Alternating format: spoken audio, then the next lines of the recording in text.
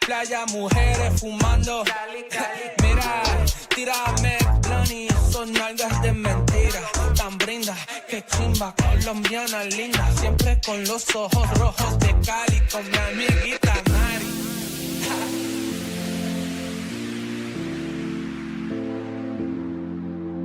My head's in the clouds, can you bring me back down, boy? I need it. My head's in the clouds, can you bring me back down, boy? I need it. Need it. Need it. Need it.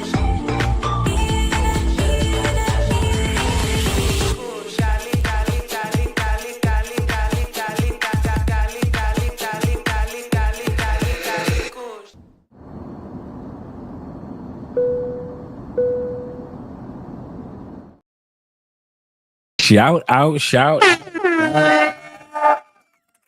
All you gentlemen that are here with Andre and Andre Love, Walking Borderline. Let's get us some shout out music going. Yes, sir.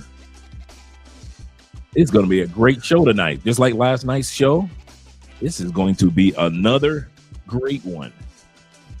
Quite often, you know, you make plans and you want to go hang out with your boys. And so you say, hey, let's set up a men's trip and we're going to hang out and go to these different countries and have a good time. And you set it up for in 2024 and you're like, yeah, we're going to do it. Then 6 months later in 2025 in January, you say, are you guys ready? And maybe like 3 of them say, yeah, I'm still in. Right around March, you ask again, are you guys still going on the guys trip? Yeah, you got 2 of them left. By the time the guys trip comes around in April, you might just have 1 person left, and that's you. And we're going to talk about the value, the benefits, 7 benefits that you get when you solo travel. One of the reasons why a lot of guys are hesitant to travel, and a lot of ladies, but in many cases, men as well, are hesitant to travel because of the worry or the fear or hesitancy of solo travel. We're going to be talking about the benefits of solo traveling because I've done it. Many of you guys have done it. And some of the best trips we've had were the trips that we had by ourselves and all the people that we met while we were solo traveling. But before we do that, let's get ready to give these shout outs. And shout out to all you guys. Cologne of the night is Salvatore Ferragamo's Omo. And it is Signature. They have 2 of them. One is a coffee scent, and the other one is a both these are very good cheapies, like 20-25 bucks. Signature. The Umo, I'm telling you, it is actually a great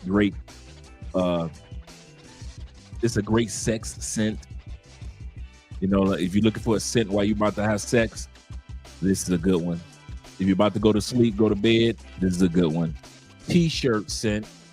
Great t-shirt and jeans scent. Great during the summertime and the wintertime. Extremely masculine scent. So if you haven't smelled it, get your nose on this particular scent. And I promise you, it's a great cheapie. Like I said, it's about $25 and you will appreciate it.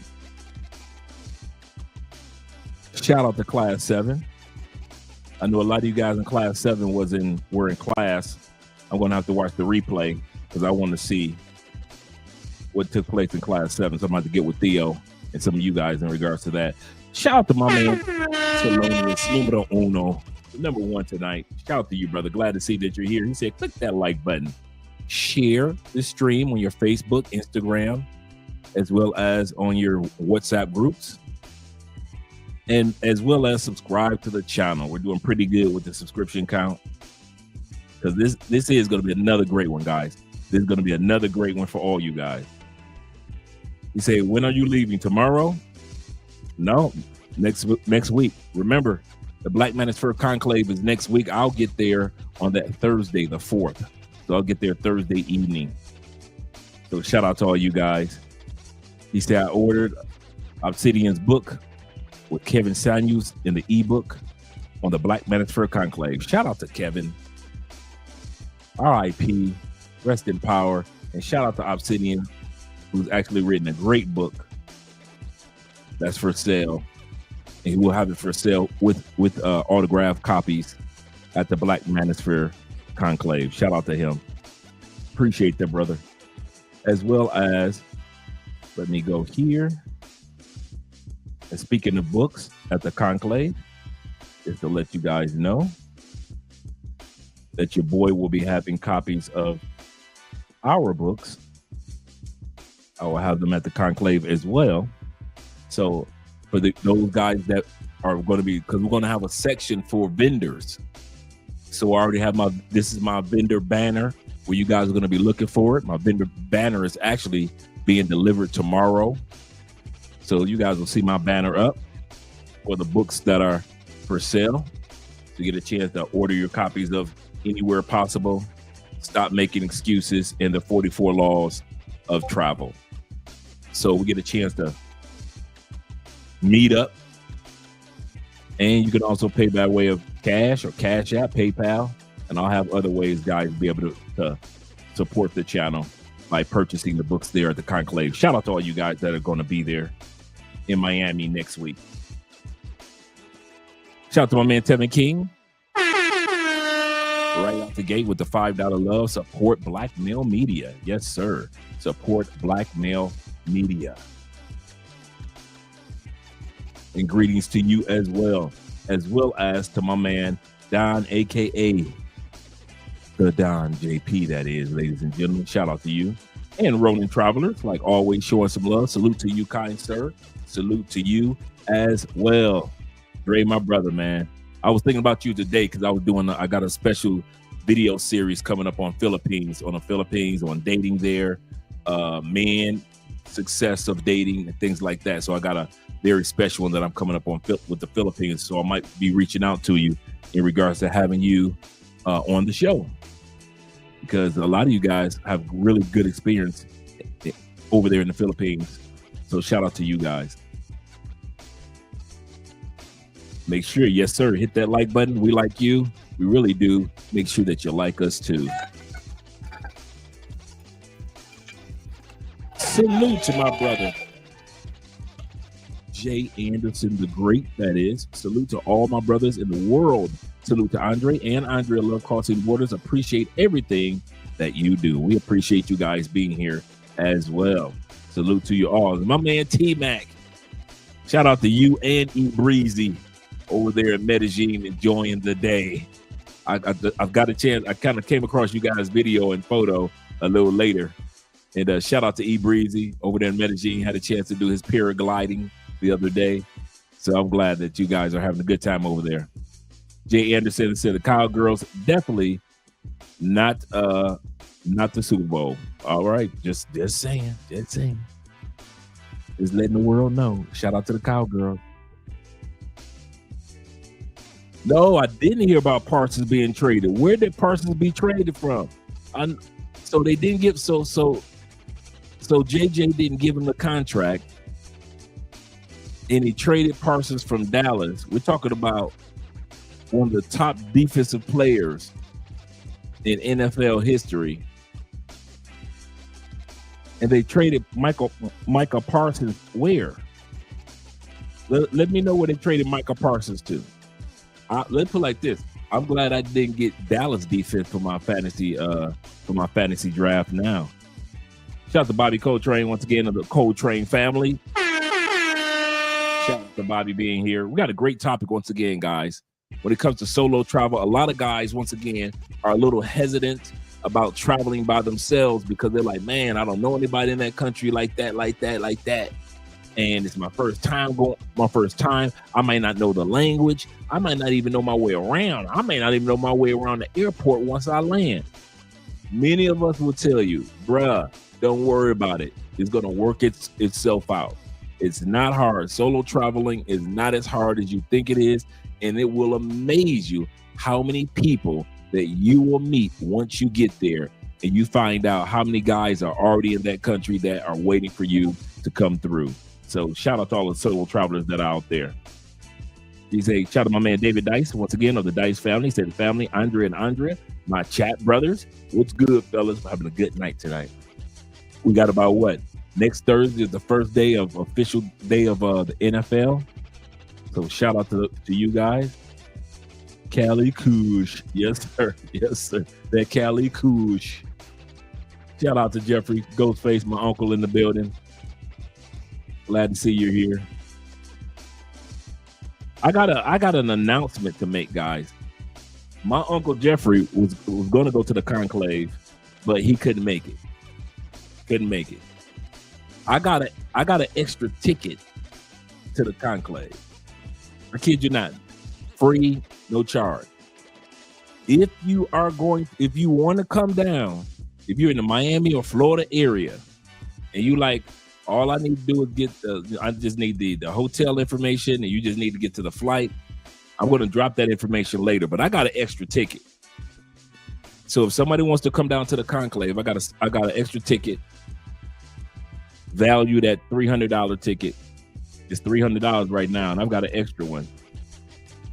So if anybody wants to use it, just let me know. Shoot me an email at aspence2011.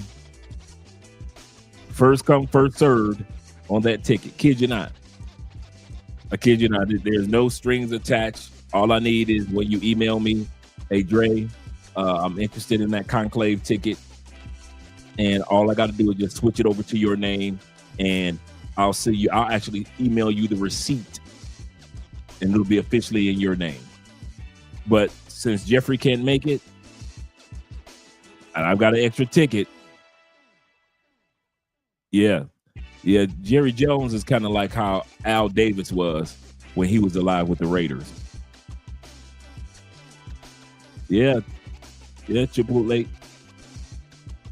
Yeah. Yep. So let me know if you get off work. Yep. Shout out to all you brothers, also including Black Empowerment 0140 is in the building. Oh, Green Bay gave him the 2. That's a good landing spot. Green Bay is up and coming. They're kind of like on the second tier of Super Bowl contenders. If Jordan Love can stay healthy, he went to the Packers, huh? Gave him, instead of Jerry, go ahead giving that man his money, and he deserved it. It ain't like the man ain't deserve it. The man is getting double figure sacks his whole career. It ain't like the man ain't deserve it. That's the problem with Dallas, man. That's the problem with Dallas over the last 20 years. They put themselves on rebuild mode. I'm going to say that again. Dallas, every time it gets a good team, it puts itself on rebuild mode by not giving guys the contract. But hey, It is what it is. Who am I to talk? I'm a Raiders fan. Shout out to my man H.R. Ferguson of the Ferguson family. He said, good evening, everyone. Hit the damn like button. Yes, sir. I'm over here watching. Let me refresh. Let me see how many likes we got so far. Okay, we got 31 likes out of 46 people. Not too bad. Not too bad. Continue to hit the like button, gentlemen. That invites other individuals. He said, I missed last night's live. One of the best ones we've done. He said, I was in class 7 prep. He said, I will watch tomorrow, but I'm here tonight. Shout out to you, Jeff. And shout out to my favorite YouTube name, The African Wolf is in the building. As well. Shout out to my man, is Jay. What? Is Jay Cladden's in the building? Yes, sir. Salute to you too. What? We must be doing something right tonight, gentlemen. Shout out to Simon in the building. Appreciate you being here. Glad that you're here. And Chalupe, let me know about the Packers as well as the other guys will let me know. Glad that you're here as well, brother. That's a nice little paycheck for 5 years. That's a nice little, yeah, JJ just messing up, man. JJ just messing up, man. Sometimes you need to sit back and let the next generation do what they need to do. Shout out to my man, I am SM in the building. AM SM.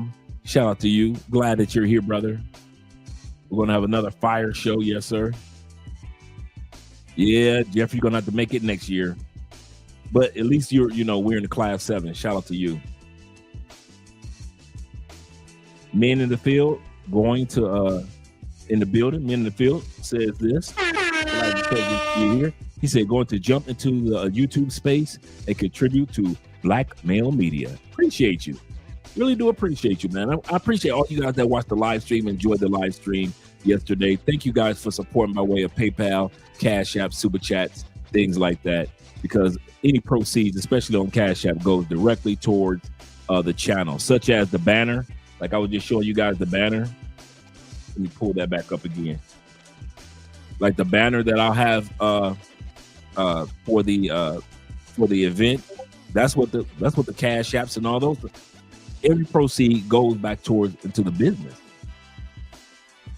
It goes back into the business. So everything from ordering of the books have already been ordered. Everything has been done. So definitely, man, looking forward to being there and meeting you guys. We got 50 people in the building. Click the like button. We like you. Make sure that you like us too. Shout out to all you guys that we're going to see at the conclave. Yep. You say, let's link up and do a show together. Oh, yeah. Feel this anytime, man. You know that. You know better than that. You don't even have to ask. Definitely. Just shoot me an email. You got my email address and you got my WhatsApp information. Shoot me I think you got my WhatsApp information. Shoot me an email, man. We can schedule a show. Definitely. That's what's up.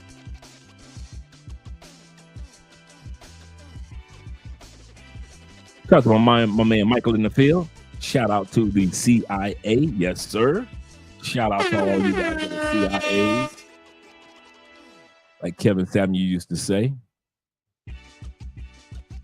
He said, shoot me the email again. Hold on for a second. Let me pull it back up. Let me pull the email back up. Put that right there. And so anybody that's, like I said, any one of you guys that want the ticket that Jeffrey can't use, let me know.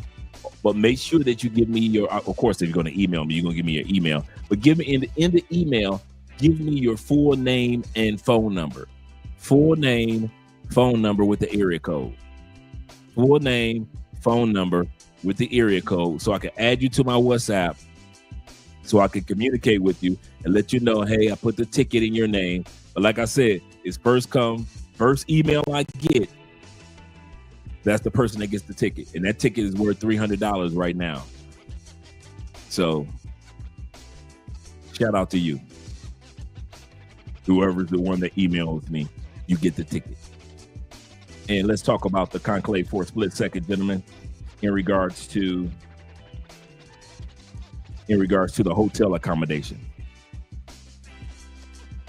And then we're going to get started on the topic for tonight, the benefits, the 7 benefits of solo travel, because it has benefits, man. Solo travel opened up doors for me in so many countries, man. So many countries. Let me turn the music. Let me change the music over for us and turn it down. All right. So now let's look at, pull this up. Screen share, in other words. Remove this. And let's do a screen share for the conclave. All right. So as you can see, the ticket now is $300.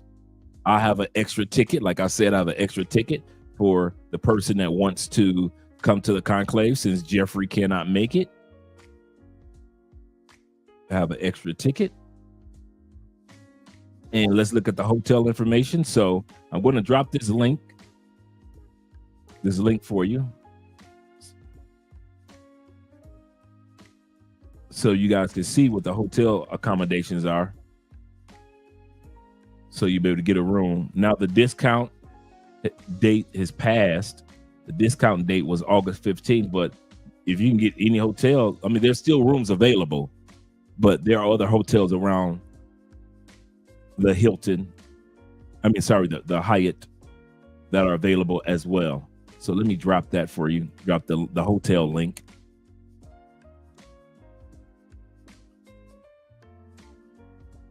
There we go. So that's the hotel link to the conclave. So it's at the Hyatt Regency. Really nice. This is for those that haven't been to Miami before, this is I think it's called Bay Shore area. It's like a touristy area. Let's put it like this. I've been here 100 times. It surprised me I forgot the name. Goes to show you how long I've been out the States. But it's the hotel is kind of like sitting over here. Intercontinental is over here to the right. I mean, to the left. So this Intercontinental, the bridge is right there. This is the hotel, the actual hotel. And it's a Hyatt Regency. So this is where we're going to have the event. So just in case you guys never seen where we're going to be having the event, this is what it looks like. This is what the rooms look like.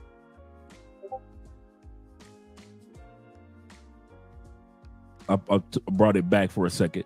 Like, this is what my room looks like. Like, on the other side in the back, you'll see the couch. Let me make sure you guys see. Yeah. In the back, you'll see there's a couch, a pull-out couch. The television is reversible, so I could turn it around if I want to watch television on the bed. I've got a desk right here where I'm going to be still doing live streams. So after the event, and even probably during the event when we're doing breaks, I'll be doing a live stream, doing some of the breaks. And then after that, so this is the room. This is the pool, relaxed area. So this is the whole area where we'll be. And once again, this is this area where the Ferris wheel is. That is in walking distance, like a not even 5-minute walk. Actually, 10 minutes from the hotel is the Miami Heat arena where they play basketball. It's a real short walk because I've been to concerts there. I've seen Mary J. Blige there at the Miami Heat Stadium. I've seen Kirk Franklin, Fred Hammond, Jay-Z, Kanye West on New Year's Eve at the Miami Heat Stadium in Miami. So like I said, I've been to Miami quite a few times. And not too far away, not even 6 miles away, is the Scarface Hotel, where they filmed the movie Scarface. I think it's a CVS right there as well now. So that's the hotel. So if you want to get a, I got your email. Okay, T-Mac, I got you. He said, okay, T-Mac, I got you. Numero uno. Oh, okay, cool, perfect, T. That's perfect. I got you. Just send me his name and send me email address. Just send me his full name, send me his email address, and I'll get that over to you. Whatever email address y'all want to use, just send it over to me. So you were the first one to reach out to me. Yep, I got that ticket free. And I've been sitting on it for a few days. So it's like, I'm like, why let it waste? You know, I've been sitting on it for a few days. I offered it to a couple of guys, but they couldn't make it. And so I said, okay, let me just go ahead and just announce it on the channel, and maybe somebody else wants it. Like I said, it's just sitting there. I'm not doing anything with it. And so I'll put it in his name for you, T-Mac, and just give me the email, because it's going to ask me the email address and all that, and I'll just transfer it over to his name, and then I'll email you, because it'll email you a print off of his actual ticket that's in his name. And that's what it'll do. Once I switch it over to his name, the website, the Black Minutes for Conclave website automatically creates a ticket in his name. So I'll get that over to you. He said, "Love crossing borders on deck, Indiana." Yes, sir. Shout out to the Indiana, sir, in the building. Salute to you as well. The most salute to you, brother. He said that hotel is familiar. Where it's at in Miami, right. It's not. It's on Second Avenue. It's not far from the Intercontinental. It's right off the Bay Shore area, where all those kind of like thrift shops and souvenir shops are. Like that, this whole area right here. I'll show you guys in a second. Like I said, tonight's topic is all about right here. Like it's over in this area over here to the left. That's where the hotel is. That's where the Intercontinental is. A little further up downtown, just a few minutes walk, is the Miami Heat Stadium. This Ferris wheel, the Eye of Miami, and this whole area is nothing but restaurants, gift shops, souvenir shops. It's just a spot where it's close to Ocean Drive and Collins Avenue, but it's not really Ocean Drive and Collins Avenue. Because on South Beach, everything is, Ocean Drive and Collins Avenue. One goes to one way and the other one is another one way. But so we're in walking distance of all this. We're in like a 3 to 5 minute walking distance of all this right here. And I'm looking forward to going to, as well, Jeffrey know this, I'm looking forward to going to Bubba Gump's, because Bubba Gump Shrimp, Forrest Gump's in the movie, they actually created a franchise, a shrimp franchise, and Bubba Gump Shrimp I love their food. So I'm looking forward to having me some beers, some Bubba Gump Shrimp, and enjoying that. And that's going to be in walking distance. So that's the cool part. Like after the conclave, we all can walk down and just enjoy and plus the beach is not far from there. So to just enjoy the beach, that's right there too. So like everything is a walking distance from the Intercontinental and the Hyatt. Take it from me, I personally have been in this area at least 10, 15, 20 times, easily that many amount of times. So shout out to all you guys that'll be making it down to the conclave. Appreciate you guys.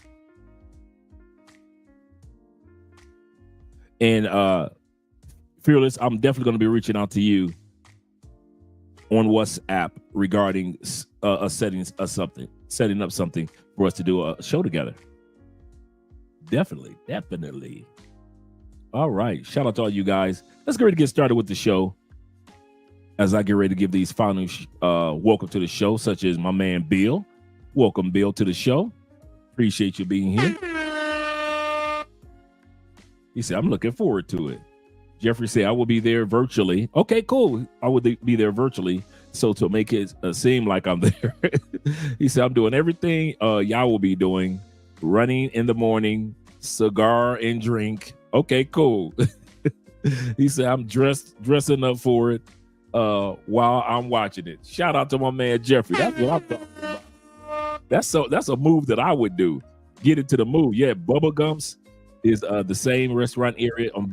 Bayshore Village. Absolutely correct. Thank you very much for the full name. Bayshore Village. That's my favorite spot because Bubba Gumps, you sitting outside. I get me a nice little stool, sit there. Man, not just eat and just talk to people and just enjoy my shrimp and my Corona. Me and Jeffrey been to Bubba Gumps a couple times. The last time I went to Bubba Gumps was with me and Jeffrey in Tampa. No. In Clearwater when we went to the beach. We went to Clear. I still got that picture, Jeffrey. I still got that picture. Mental mindset. Yes, sir. He said my tennis academy was right there off the game across the street from Publix. Man, I haven't said that name in a long time, Publix. Shout out to you guys. And shout out to my brother Jay Fleming. Mr. Motivation himself with the motivating Facebook page when it comes to exercise, mental awareness, as far as, and thank you, Jay Fleming for putting the book, our book, Stop Making Excuses. Thank you for promoting this on your Facebook and Instagram. I appreciate that, brother. I really do. Can't do any of this alone. Yep, I'm going to the super chats right now. Right now, gentlemen, right now. Once again, shout out to my man Tevin King for the love, support Black Male Media. My man AM said this. He said, I appreciate you telling us men that beautiful women are only for mature men. Absolutely correct. Some guys, if you're not mature, man, dudes will fumble a beautiful woman in a New York minute. And the sad part is it'll be a good, beautiful woman that really likes them. That's the kicker. It'll be a beautiful woman that really was into them, but the dude fumbled the bag. So let's not be those dudes. Shout out to you, brother. And my man Bill in the building. He said, my contribution to the plate. Just watch the end of Tuesday's stream. Was fire. In the words of Coach Knishin, who's going to be there at the conclave, fire for your mind. Got to finish last night's stream too. Last night was really good. Great stuff. I even watched last night's live stream this afternoon. I actually watched last night's live stream. Shout out to my man Farty in the building. Appreciate you being here, brother. Always. He says this. He said, why do we enjoy solo traveling? Simple. To quote Star Trek, to explore strange new, that's a good way of putting it, strange new worlds, to seek out new life and new civilizations. I like how you putting that. Shout out to Captain Kirk. And to boldly go where no man has gone before. Yes, sir. I like how you reach back into the archives. I like how you reached in the crate for that one. You reached in the back of the crate of the albums for that one. Shout out to Star Trek. And shout out to you for the $10 love, man. I'm gonna get to the cash apps in a second. But let's get started with the show, gentlemen. Because one of the things that we do have to remember is this, that a lot of guys do hesitate to do solo travel or do any traveling because they think they have to do it with a group. America has taught many of us that the rest of the world is so dangerous that you don't want to go out there by yourself. Family members who have never been to places that you've been to will tell you, come on, guys. How many of you have family members that told you that some of the places that you enjoy the most were some of the most dangerous places in the world? Even though they'd never been there, even though they never read anything about it, they're just going by what they heard or what they saw on television or Netflix or something. And then when you got to the Philippines or when you got to Thailand, when you got to Kenya, when you got to Brazil, you found out that it was not as bad as your family members or friends were selling it to be. And a lot of times we found out by way of solo travel. So before we go to the video, guys, I want to talk about the 7 benefits that you will get. If it's just to encourage some guys, or if you want to share this particular part of the clip, we're at 34 minutes. You might want to share this particular part of the clip with somebody that you know that needs to do solo travel, and they're worried about if they could do it with somebody else. First benefit of any man, especially black men, all men. For all men to solo travel, the first benefit is that you build confidence and independence. Traveling alone forces you to rely on yourself, navigating through a new city, making decisions, solving problems. Every successful step boosts your confidence and independence. That is so true. It's amazing how you think you know yourself, and then when you travel, there's a side of you that you discovered that you didn't even know existed. But travel introduced you to that. I can easily say I became a different man, and some of you military dudes can attest to this. But for solo travelers, I can easily say I became a different man because I had to tap into new parts of Andre when it came to insight, knowledge, networking with people, being more outgoing, friendly, because you can't be a solo traveler and be shy. You know, you got to ask for directions. You got to find out where the best restaurants is. You got to find out the groups to meet up on Facebook, or the meetup clubs, or the language exchange spots, or the speed dating spots. Pay for play, the brothels. You got to find out all that out on your own. And so cool when you start to say, I could do this, I could do that. And if I can do it like that in one country, I could do it like that in another country. So you find solo travel not to be as problematic because you start to tapping into a side of you that you never even knew existed. I kid you not. And many of us can attest to that. Number 2 is freedom of choice. When it comes to group travel, we all appreciate a good group travel. But there are times with solo travel, man, you can go where you want to go. You can do what you want to do. If you got you a little lady friend, you don't have to feel like you're deserting your boys. You can meet somebody or meet a couple of lady friends. You can network with, you can meet a new group of dudes that you never met. For example, when I first came to Medellin, Ace introduced me to a group of military brothers. So I'm solo traveling. So I end up hanging out with those brothers.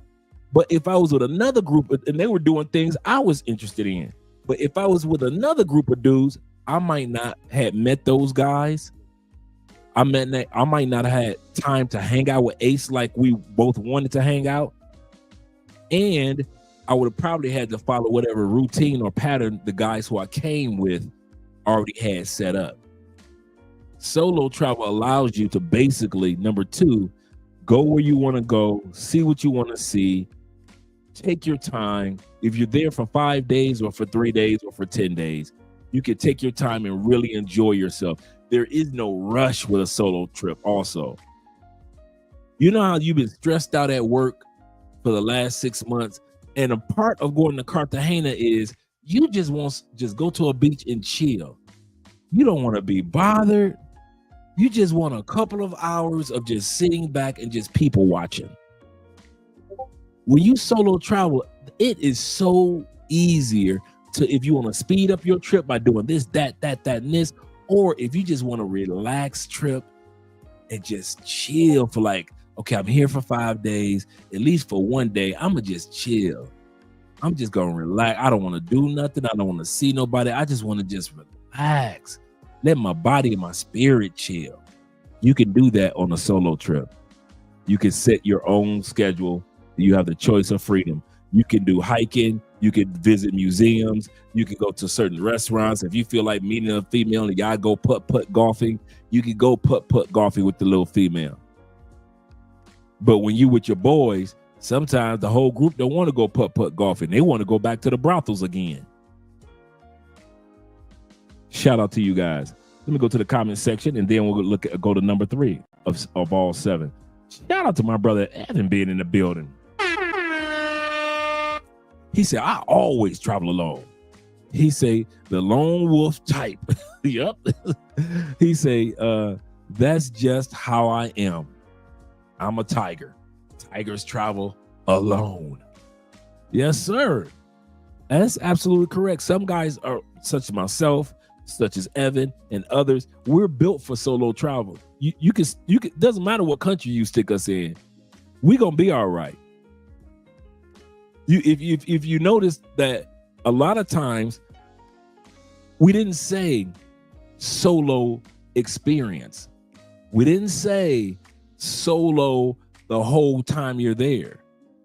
We're just saying the initial game plan of getting on that plane, you've already got reservations, you're doing it solo. And there's nothing wrong with that. And all the people that you meet while you're there, your phone will be full of people that you've met and had and enjoyed your experience with, and you were going solo. You were going solo.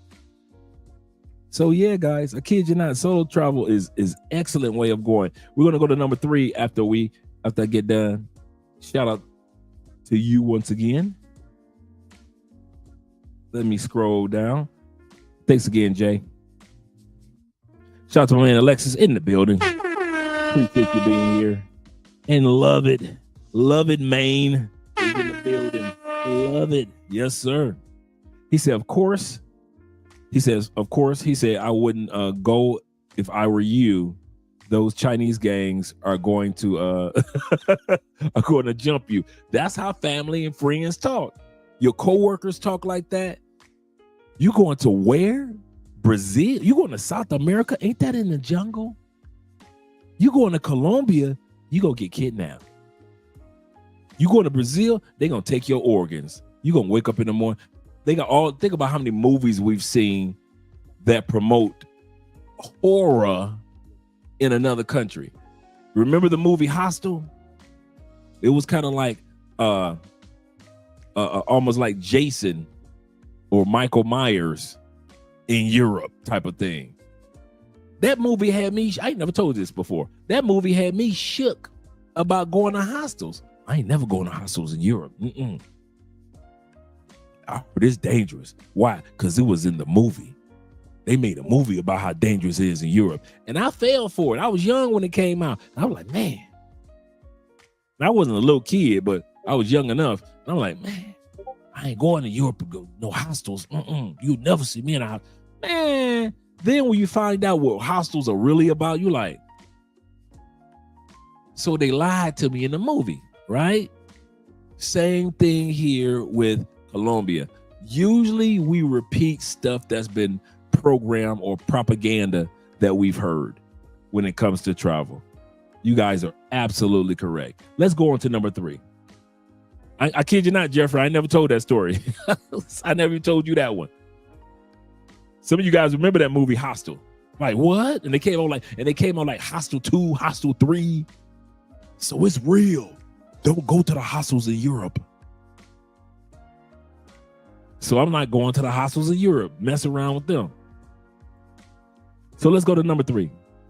Number 3 benefit of solo travel, I kid you not, man, encourages self-discovery. You will learn things about you, as I was saying earlier, that you never realize. You'll never realize when it comes to being alone in a new environment gives a man space to reflect on your life, your career, your decisions, your personal goals. You know, it helps you gain clarity because you're not around everybody. It's just you now. And you're meeting people, but it's just you on your trip. And sometimes, like I said, you just need some downtime to just get some mental clarity. And that's one of the beauties of one of the 7 beautiful things of taking a solo trip. Excuse me. And that is self-discovery. Number 4 is, let's look at number 4. Expand your social skills. Yes, it does. We just hit on that a minute ago. It will amaze you how many men and women, locals and foreigners, you will meet on your solo trip. I have never had a solo trip where I was always solo. I'll say that again. I have never had a solo trip where I was completely solo. I was meeting so many of you guys on my solo trips to different countries that I never really felt alone. I was solo, but I was not alone because you guys, I would see you guys walking down the street. Hey, what's up, man? Where you from? Well, I'm from Tampa. Oh man, I got cousin in Tampa, man. I'm from St. Louis, dude. What you up to later on, dog? I ain't doing nothing, man. Me and my boys, we hanging out at so and so club. Come on through. That's walking down it will amaze you how many times it used to happen in Medellin.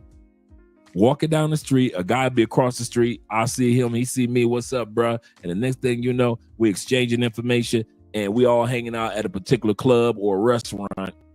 5 hours later, next thing you know, half the vacation, I'm hanging out with them, and the other half, I'm hanging out with myself. So it'll amaze you how many people that you will meet when you are doing a solo. So just because you're solo doesn't mean that you have to be alone.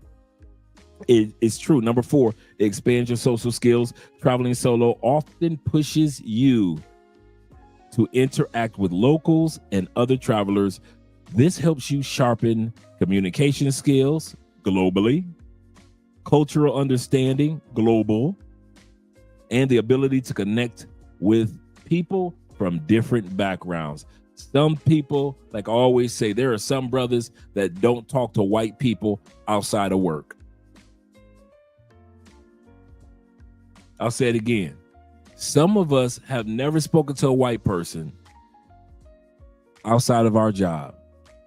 And I mean never. There's some people that have never had a conversation, a full-fledged, hey, how you doing? What's up with life? Conversation with somebody of a different race outside of the work environment.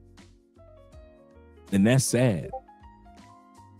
To where travel, even solo, causes you to expand your horizons of understanding and relating to and learning from and hanging out with different cultures. Number 5 is this. Number 5 of 7 benefits. We're going to look at the videos in a second. But the 7 benefits of solo traveling is strengthening problem-solving skill. This is true. I consider this your spidey senses. I consider this your superpower. Your ability to fly, your ability to have spidey senses, your ability to be as strong as the Hulk, your ability to be as noble as Captain America. And of course, with Spider-Man, the ability to not ever give up, because that's one of the Spider-Man superpowers. Challenges like missing the train or the subway while you're in Europe.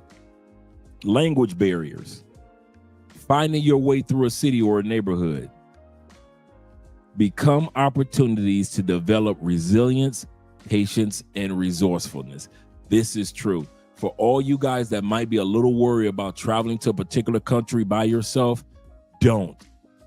There'll be a side of you that will kick in that you don't use on a daily basis. I'll say this again, it's very important. There are abilities that we have as human beings that we don't use on a regular basis because we don't need them on a regular basis. When you solo travel, those skills suddenly kick in. Those superpowers that you never knew you had suddenly kick in. You miss a train in France. All of a sudden you start to thinking, okay, I need to do this, I need to do that. Let me find out when the next train coming through. I don't need to be there until 4 o'clock anyway. It's 2:15. The train ride is only 40 minutes. So let me find out when the next train is. I might be able to make it before that particular museum closes. That's problem-solving skills. That's resilience. Let me walk up to somebody and ask them, oh man, the last 3 people I met were speaking French. Let me put my Google Translate out and talk to them. Now, once again, you're using your problem-solving skills. And then you do the same thing in another country if anything comes up if you don't know that language. You start to use Uber in that other country. You're like, man, I never knew Uber worked over here like this easy. And all of a sudden you're using Uber in that particular country. All of a sudden you're finding out, you're doing research. You're on TikTok researching the best beach near you because you're in Sosua and you want to be at a different beach. What is the best beach to be? Or how do I get to Punta Cana from here? And all of a sudden you're in Punta Cana that next morning.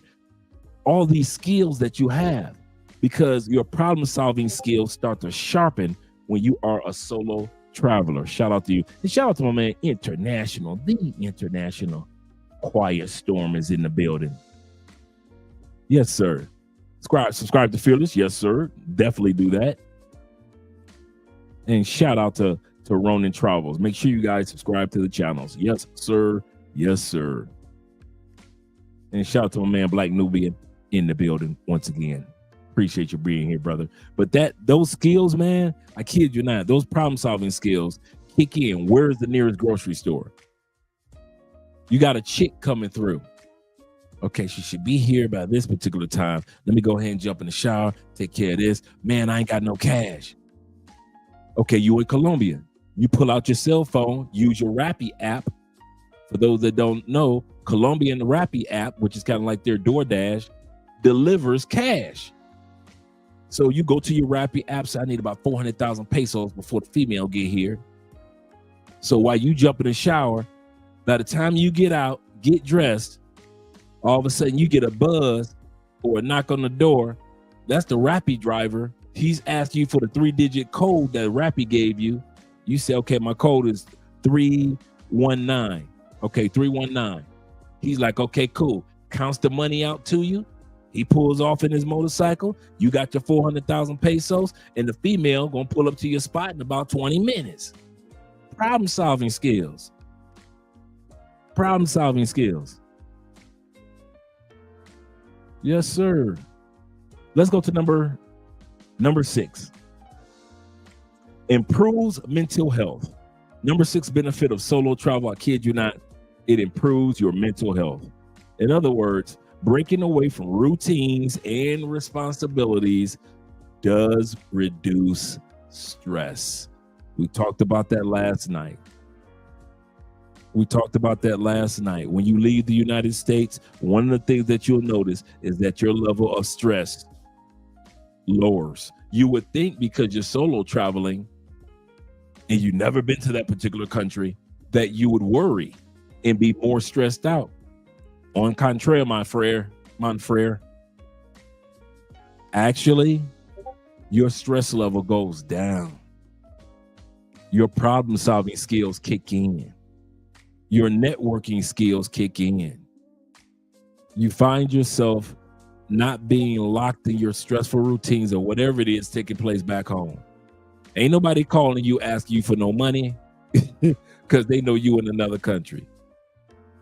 Ain't no ex-wife or no girlfriend bothering you because they know you in another country.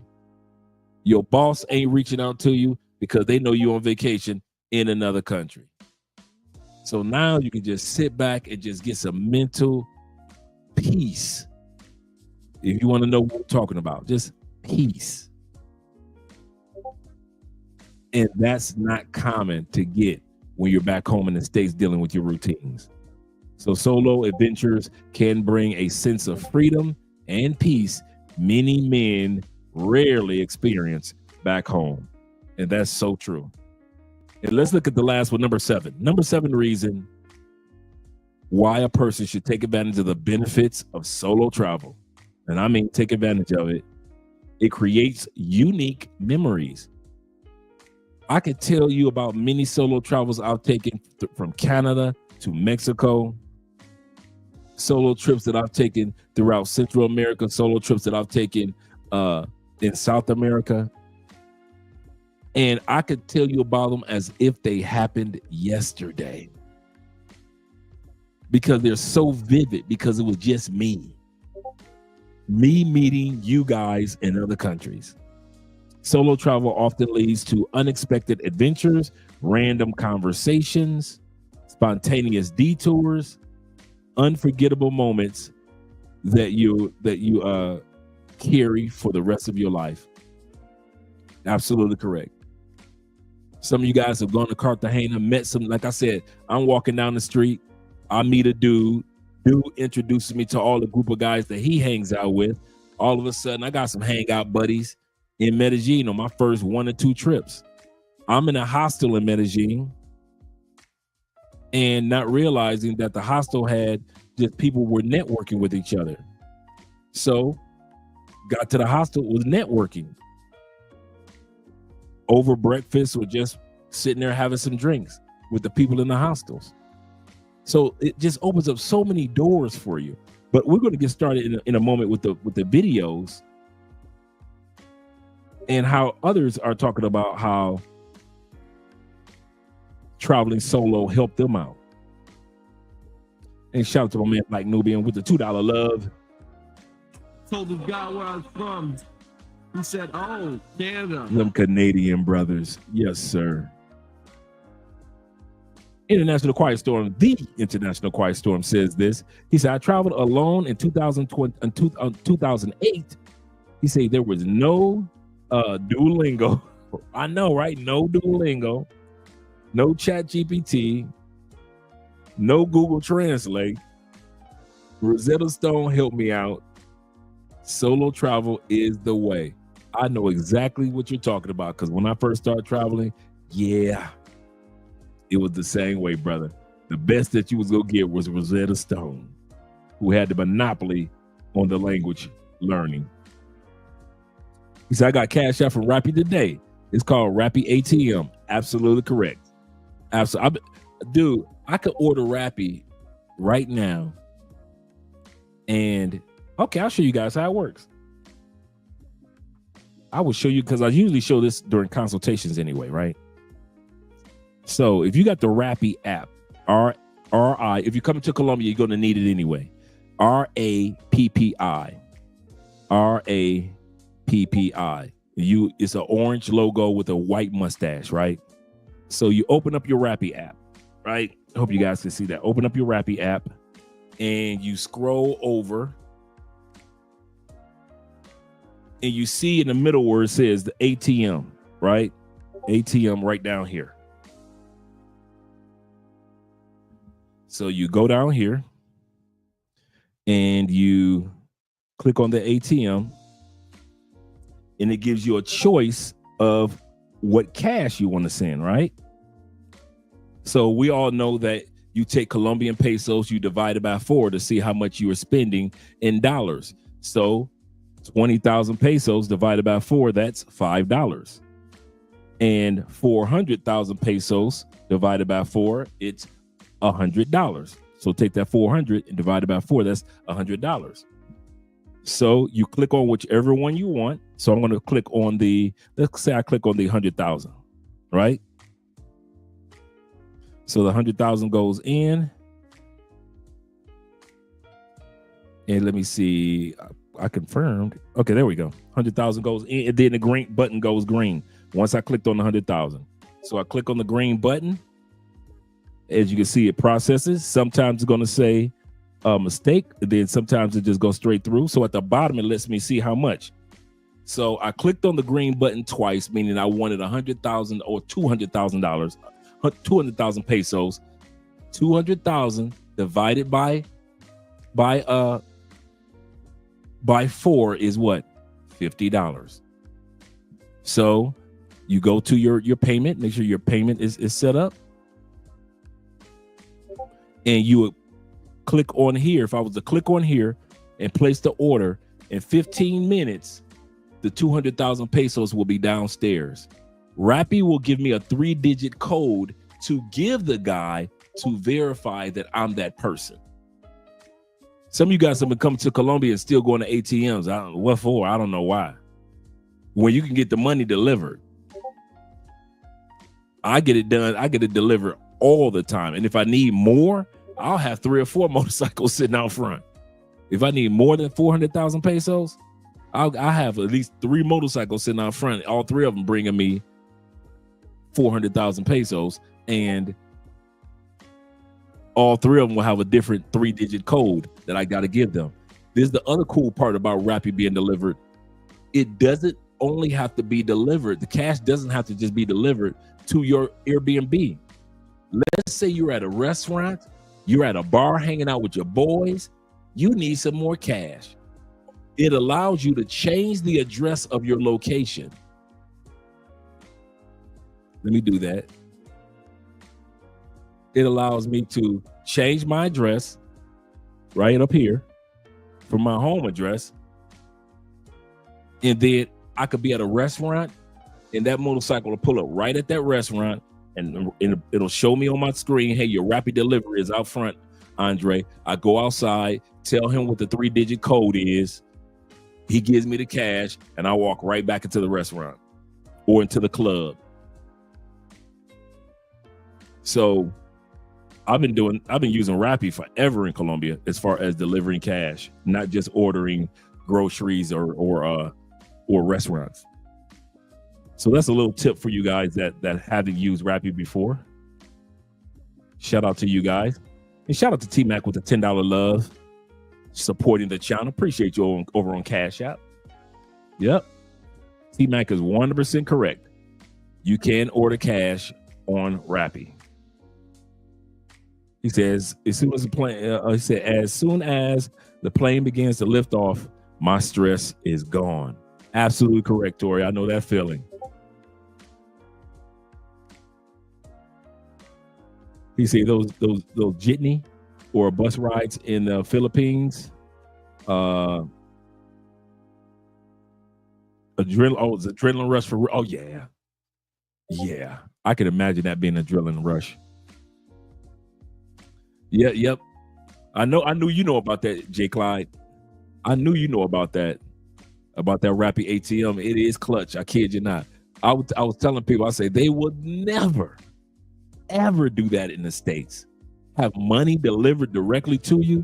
Man, you know how many people be trying to rob you or rob the Rappi dude? They'll order the money, and then as soon as the dude comes with the money, they'll put that thing in that man's face talking about, you got to come out that money, check it in, dog. They'll never have that. Shout out to man Shaw Miller in the building. Shaw says this. He said, I travel alone because I feel safest. That's a good way of putting it. I'm the same way, brother. He said, extra people means I have to back them and their mouth up against others. Man, if you don't preach, your boy get drunk. You ain't sitting there drunk. You having a good time with your lady friend at the club. Your boy get drunk. You ain't standing on top of no tables or no chairs throwing money in the air. But here this fool go, reaching in his pocket, drunk off of Colombian aguardiente, and he throwing money in the air. And you looking like, what is this fool doing? Oh my God. Or you got your little lady friend in the Airbnb. Cool. Your other boy got his little lady friend. Cool. Here this fool go. All of a sudden you hear an argument in the other room. What's going on? Your third boy done something to the pay for play, pissed her off, and now all y'all involved because of what he doing. So I know exactly what you mean, brother. Shout out to Solo Travel. He said, is that for food delivery app? Yep, that's the food delivery app. Groceries, man, it delivers everything, bro. Pet food, groceries. On Rappi app, you can get, man, you can order car insurance.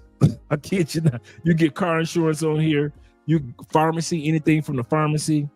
You could get stuff from anything from Chat GPT. You get that. You get your alcohol. You can order vacation trips. Like if you want to take a trip to Medellin real quick, and you're like, let's see what's on Rappi. Let me get a quick trip from Cali to Medellin or Cali to Cartagena. You can get that on here. ATM, loyalty points. So it's a lot that you can order on Rappi. And the restaurants are really good too. I ordered a pizza for us today, which I rarely eat. I was just in the mood for it, but it was a brand new pizza spot and it was really good. So yeah, man, gotta have that Rappi. Gotta have that Rappi. Yep. He said Quiet Storm. Okay, because the Rappi, he said, I'm saying it's on Android. It says it's a food delivery app. It is a food delivery app. It is. But once you go in, and if I'm not mistaken, guys, and correct me if I'm wrong, T-Mac, you have to pay for like the $7 membership to get to the ATM part. like everybody's not eligible. Like it'll ask you when you download the app, do you want to become a member of Rappi? It's only $7. Like I think it's $7 a year or $7 for lifetime. Just pay the $7 because it opens up all the benefits for you.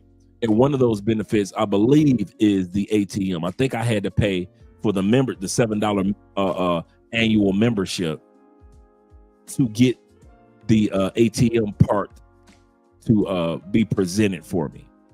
But when you download like regular, it allows you to do groceries and restaurants and stuff like that. Let me know if that's what you had to do also, T-Mac. You had to do the membership or you didn't have to do the membership. They may have changed it since I did it, because I remember I've been using Rappi for like 7-8 years. He said, that's crazy. No need to carry cash until you need it. Correct. I'll order some cash for Andre and I. Yep. Kid you not. Let's see something. Let's do it like this.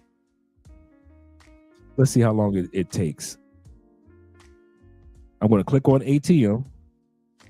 We're going to do 100,000 pesos divided by 4. That's $25.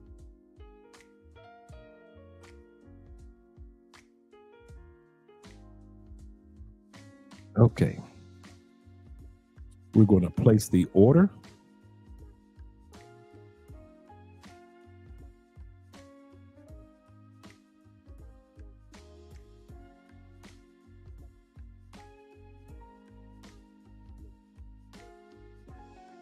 And it's processing right now.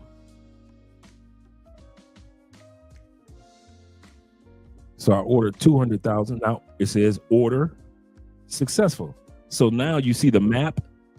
That's going to show me the guy going to be on his motorcycle coming to the house. It says going to be in 25 minutes. Oh, Turbo, it says going to be here in 15 minutes. So in 15 minutes, now they haven't shown me the 3-digit code yet. And I'll show you. So this is live, actually happening right now. So it says it lets me know that the guy on the motorcycle is on his way to the ATM. That's where it says on his way to the ATM. So let's see if it's going to be in 15 minutes. And then once he gets ready to come, they're going to give me a code. So I'm going to go downstairs while we're watching the videos and I'll go get the cash. And that's how it works. He said, I can't wait to get back on the plane. For real. He said, well, shout out to you. YouTubing is a habit. Glad to see you here, brother. Yep. Glad to see you here. He said, come on, rob people in text. I know, right? Can't do it in the States. Shout out to my man E-Man in the building. Once again, shout out to Sean. For Profit is in the building. Salute to you, kind sir, for being here. Let's go ahead and get started with the videos. He said, yep. Clyde said, yep.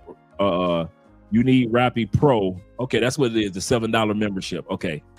For the ATM feature. Okay, and it's worth it. Like I said, it's only $7, guys. I think it's like 7 times 24, 7 times 4 is 28,000 pesos.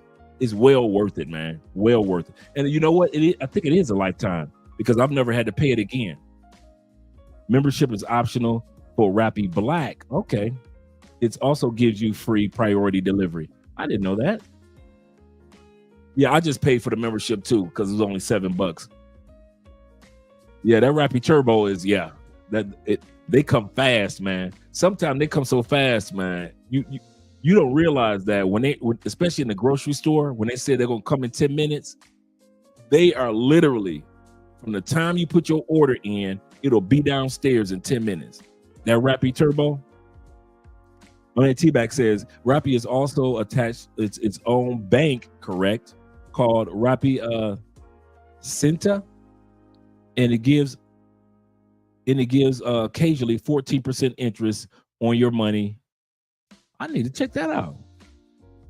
It charges. He said it's charges, but usually low 10 to 14%. Rappi is awesome. He said, well, do it live. Yes, we've done it live. Yep, we're waiting right now. It says that it'll be here by 9, or actually you guys' case, 10:03. You guys on the East Coast. So it'll be here by 9:48 to 10:03 for you guys on the West Coast. Yep. So let's see. Yep, he's getting, and I get a chance to see him on the map, the little animated. You see that? That means that he's on his way. Yep. He's withdrawing the cash. So he's on his way to the ATM, withdrawing the cash, and then he'll be on his way here. If Rappi was big in America, the deliverers would be yeah, we setting you up. Yeah, for real, man. Seriously. I've never had an issue, by the way. Never came close to having an issue. He said all these things that they do, that they have out of the States is like heaven. Absolutely correct, man. It's crazy, right? It's crazy. He said on Android, they only have Rappi. They don't have they don't have Rappi Black. No wonder I've never seen it. They don't have Rappi Black. Thanks, Bob. And any others.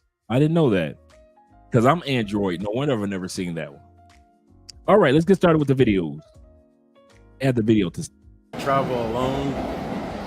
It may be scary finding the trains or whatnot, but you'll do just fine. Come with me to Sweden for the day because I'm fiscally responsible and I hate the UK. So once I booked my flight at 7:30 in the morning the same day of the flight, decided to head on the Elizabeth line during rush hour and head to Heathrow Airport. Realised I had no essentials, so went to Boots to get them and then head straight to the gate because I literally got to Heathrow about 9:45, so not a lot of time. Booked my hotel on the flight, as always, and then landed in Sweden where there was snow on the ground, which actually kind of caught me off guard, which I didn't expect. Ordered an Uber and then went straight to the Hotel Clarion, which is where I stayed, and checked into my room before going to the 24-hour gym that they had in the hotel, which was absolutely incredible. Didn't know those things existed in hotels. I'm trying to lose a little bit of weight because I'm looking thick as fuck and I'm trying to go to Malta and looking like a slim gym. However, that might take a lot of effort since I'm not running at the moment. After I finished my gym session, decided that I was actually going to go to the pool outside in the spa area.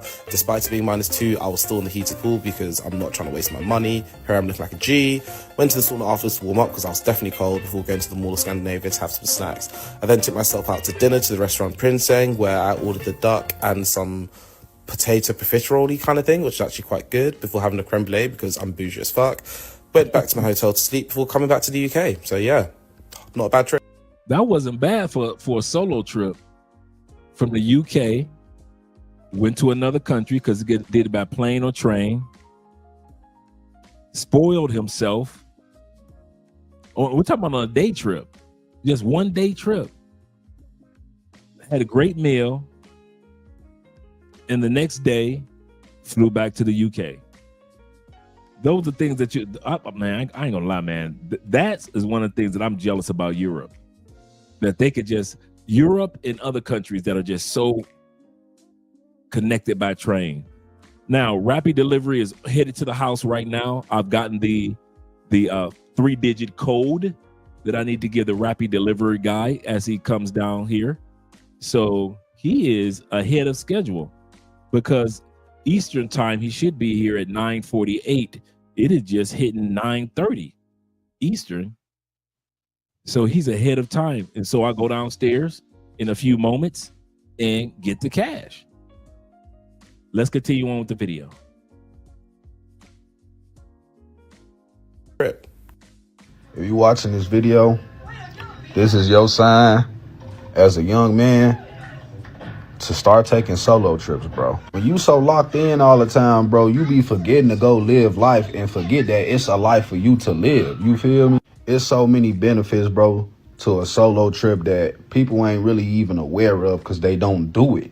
You can use solo trips just to get away, folks, and get your thought process right. Like some days, bro, when I go take my solo trips, I don't even go nowhere. I just sit and think about all the shit that I need to take care of and start doing myself. And I guarantee you, every time I get back home, I start putting that shit into play because I had a peaceful place to think about it. You get to meet new opportunities that you would never have at home because you feel like you only limited to what's at the crib when we got a whole 50 states and a whole 7 continents we could travel to. That's a great point. Even if you don't do international, take a solo trip in your state.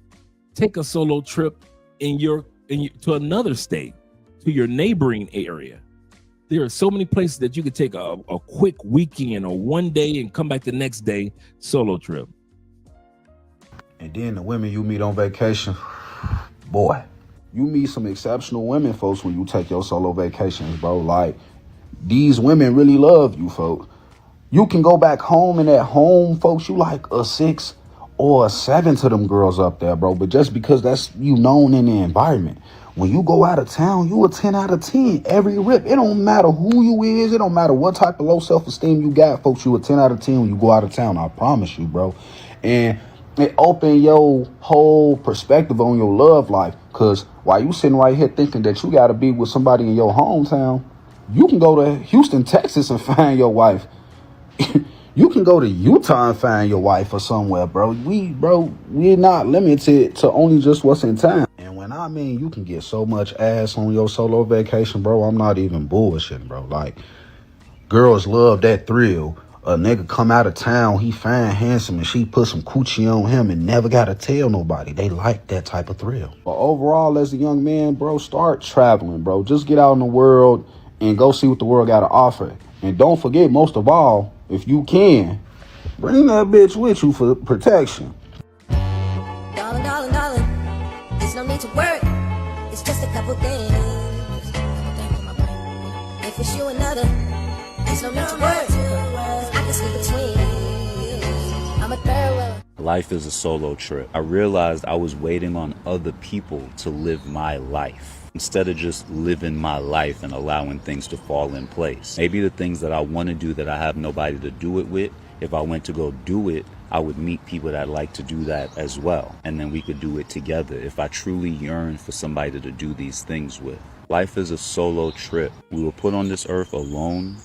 We're going to leave the exact same way. So I feel like it's important to learn the power of independence and doing things on your own, realizing that there's power in being solo. There's power in being able to move and maneuver and do the things that you actually want to do without worrying or concerning yourself with other people's influence or their wants and their needs. Everybody talks about solo trips, how they want to go on a solo trip. This whole life is a solo trip, and we need to enjoy it just as we would if we were actually on a solo trip. When you go on a solo trip, you're not looking to other people to be responsible for your happiness, for your joy, for your contentment. When you're on a solo trip, you're just making the best and the most of the trip. The concern is having fun.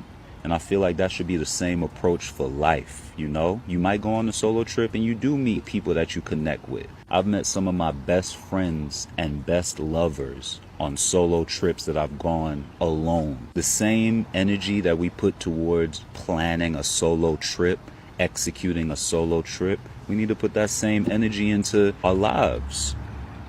Wake up every day as if you're waking up in a new country. Wake up every day as if you're waking up in a new city. Treat it the same way. Get up and make the most of the day. If you at home, you probably gonna look at the same shit that you look at all the time with the same eyes, the same energy. Start getting up and looking at things as if you're seeing it for the first time. Take advantage of what you have as if you've never had it before. That childlike curiosity that usually comes from us going places by ourselves, traveling places by ourselves. We need to bring that into the present. We don't have to go on a trip to go on a trip. Start living every day like it's a solo trip. Make the most of it. Costa Rica reminded me of what first made me fall in love with traveling, and it's because the feeling of aliveness I get while I'm out in these different places. Costa Rica is such a country that's embedded into nature, and there's so many different things that you can do while you're there. For instance, I went scuba diving, I went horseback riding on the beach one morning, which was fire because the horse just had a mind of his own and immediately took off the moment I got on. Like, I didn't even get to put my drone remote down.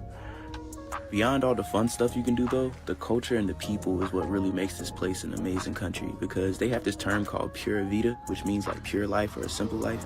And you can just tell while you're out there that they really embody it, because that's one of the hand signals they're always doing. It means Pura Vida. But they're just so kind and accommodating. Like, I was out there by myself, but I literally felt like I had so many friends after I left. So I would highly recommend anyone visiting if you're wanting to meet cool people, experience a new culture, and just have fun. That's nice. Cool.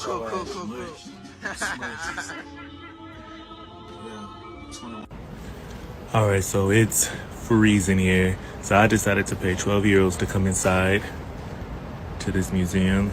But before I go inside, look how beautiful this view is. Brother, in Estonia. I ain't mad at you, brother. Get that stamp on you. Hey, I got y'all. Look. Ooh, that dress so scandalous. And I know another nigga couldn't handle this. When she shaking that thing like who's the ish? The look in the eyes so devilish. She like to dance at the hip hop spot. Said she cruising and cruise to connect the dots. Not just urban, she liked the pop. Cause she was living the vida loca. She had dumps like a truck. Thighs like what? Baby, move your butt. I think I say it again. She had dumps like a truck. Thighs like what? Baby, move your butt. I think I say it again. Hey friends, so I'm answering some questions about the solo trip, and I know a big one was, where did I stay? Before he goes off into that, let's take a few seconds out in regards to the delivery of Rappi. Now remember, set the delivery up on your Rappi app. Decide on what amount of money that you want delivered. They show you a map. You get a chance to see when the Rappi delivery is waiting for you outside of a restaurant, outside your Airbnb, outside your hotel room. You give them the 3-digit code and you get the cash. So I ordered 200,000 pesos, which is divide by 4. 20 divided by 4 is, of course, 50 or 5. So I've got, this is considered $50 worth of Colombian pesos. This is 2 50s, which is a 100, and 5 20s, which is the other 100. And I'm doing it while I'm here on the live stream with you guys. A lot of times I'll do it. You guys will say, hey, Dre, what you doing after the show? Nothing. Okay, cool. Come hang out with us at Rico Richie's. We're having some drinks and cigars. Okay, cool. Oh, I don't have any cash with me, even though I could use my credit card. A lot of times on the show, I'll order Rappi. The cash is being delivered while you guys are watching the video. And that's the mistake that America, I'm glad that you said that. I'm glad that you said that. He said, it looks like monopoly money. Did you know this? That America is one of the few countries in which all of our cash is one color. I'll say that again. One of the things that makes Americans stand out as far as understanding the rest of the world, we're one of the few countries that's dumb enough to have all our money in one color. And so when we go to these other countries, we overspend it. Why? Just like my man Iman said, because the only time most Americans see money in multiple colors is when we were playing Monopoly. And so when we go to other countries, we overspend because we treat it like it's monopoly money. It's monopoly money because of the pretty colors. Not realizing that we're one of the few countries in the world that all of our currency, we're not the only country, but we're one of the only few in the world where all of our currency, for the most part, is one color. You see, I think the bill is orange. The $10 bill is orange. Absolutely. Let me see if I got 10 in here. Let's see. I got 100. The 100 is green. So the 100 is green. That's 100,000 pesos. And the 20 is brown. And most of these people on here are Nobel Peace Prize winners and poets. I think I got one out of all of, it's kind of funny, out of all their money, I think it's one president out of all their money. The rest of them are people that have done amazing things for the name of Colombia. So this one is like a purple. The 50,000 is purple. The 20,000 is brown. The 100,000, which is the largest bill, is green. And let's see what I got in my wallet.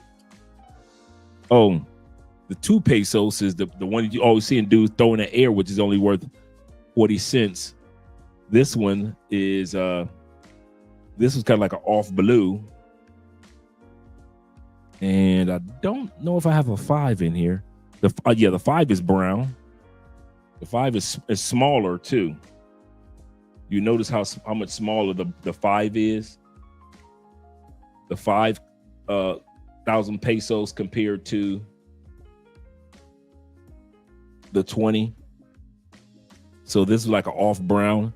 And once again, divide them all by 4 to know what you're spending in dollars. So this is like a divided by 4. It's $1 something, right? $1.25.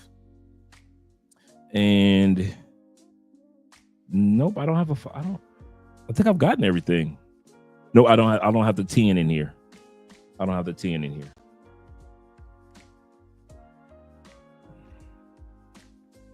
And usually I keep cash around. But if you really want to know why I keep cash around, because Andrea always takes my cash. I'm her ATM. She never goes through all of her cash. She goes through all of my cash instead of ordering through Rappi. She'll just, well, Andre ordered, so let me get cash from him.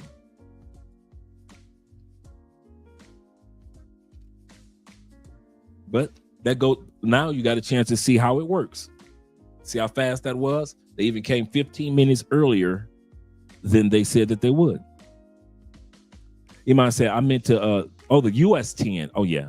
He said, I meant the US 10 is orange. Is okay. He said, I think it had a little bit of orange on it. You might be right. I haven't seen the US 10 in a minute. Usually when I see, do I have a US? Wait a minute. Let me see if I got a US 10 in here. I might have one. Let me see. Pray tell. I got US 5. I got US 5s and US 1s and US 20s. Okay. But yep, could be. Yeah, Andrea earns or keep. Yes, sir. Definitely. It's the funniest thing, man. It's like she automatically knows, well, if I'm going out somewhere and I don't want to bring my credit cards with me or bank cards, I know Andre always has cash. And usually I just have cash in here, man, because I know she gonna ask. I kid you not. I know Andrea. I know she gonna ask. Yeah, but every once in a while I'll ask her. I'll say, hey, babe, you got 20,000 pesos on you? Every once in a while, because instead of just ordering from Rappi 20,000 pesos, it's like ordering $5, you know? So I'll just get it from Andrea.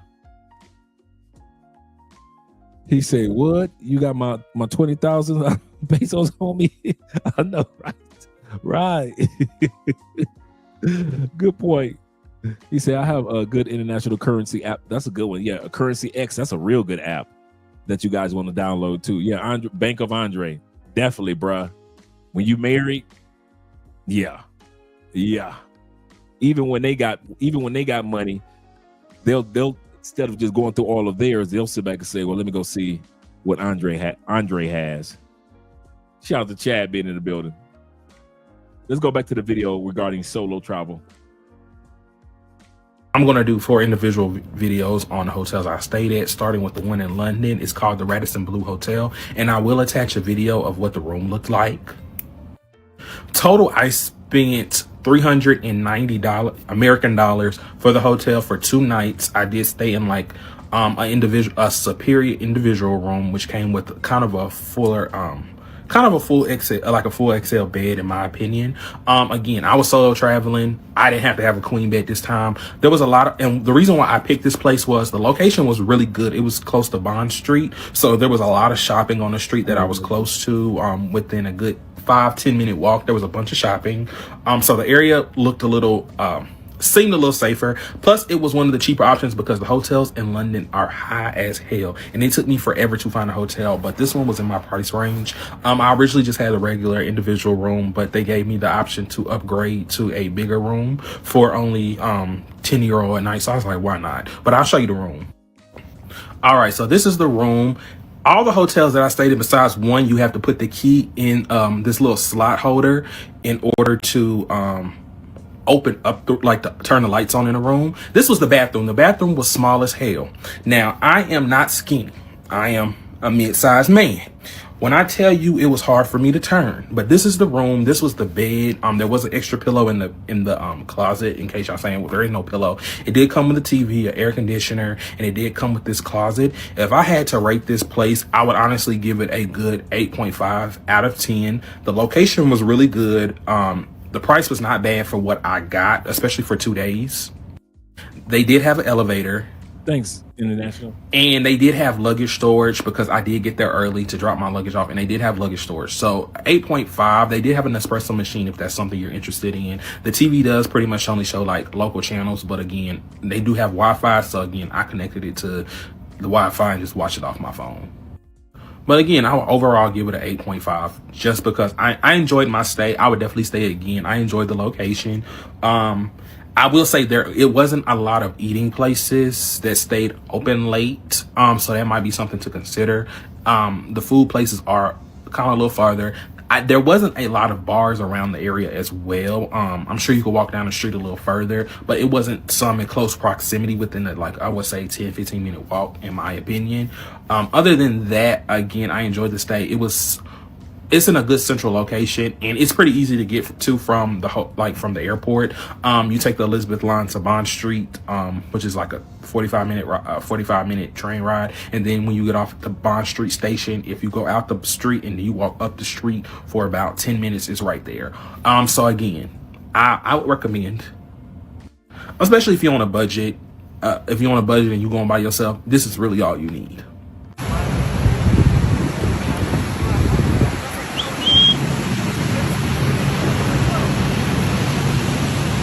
Trying to be perfect. Solo traveling is therapeutic. Well, for me. In life, we gotta make our own happiness first.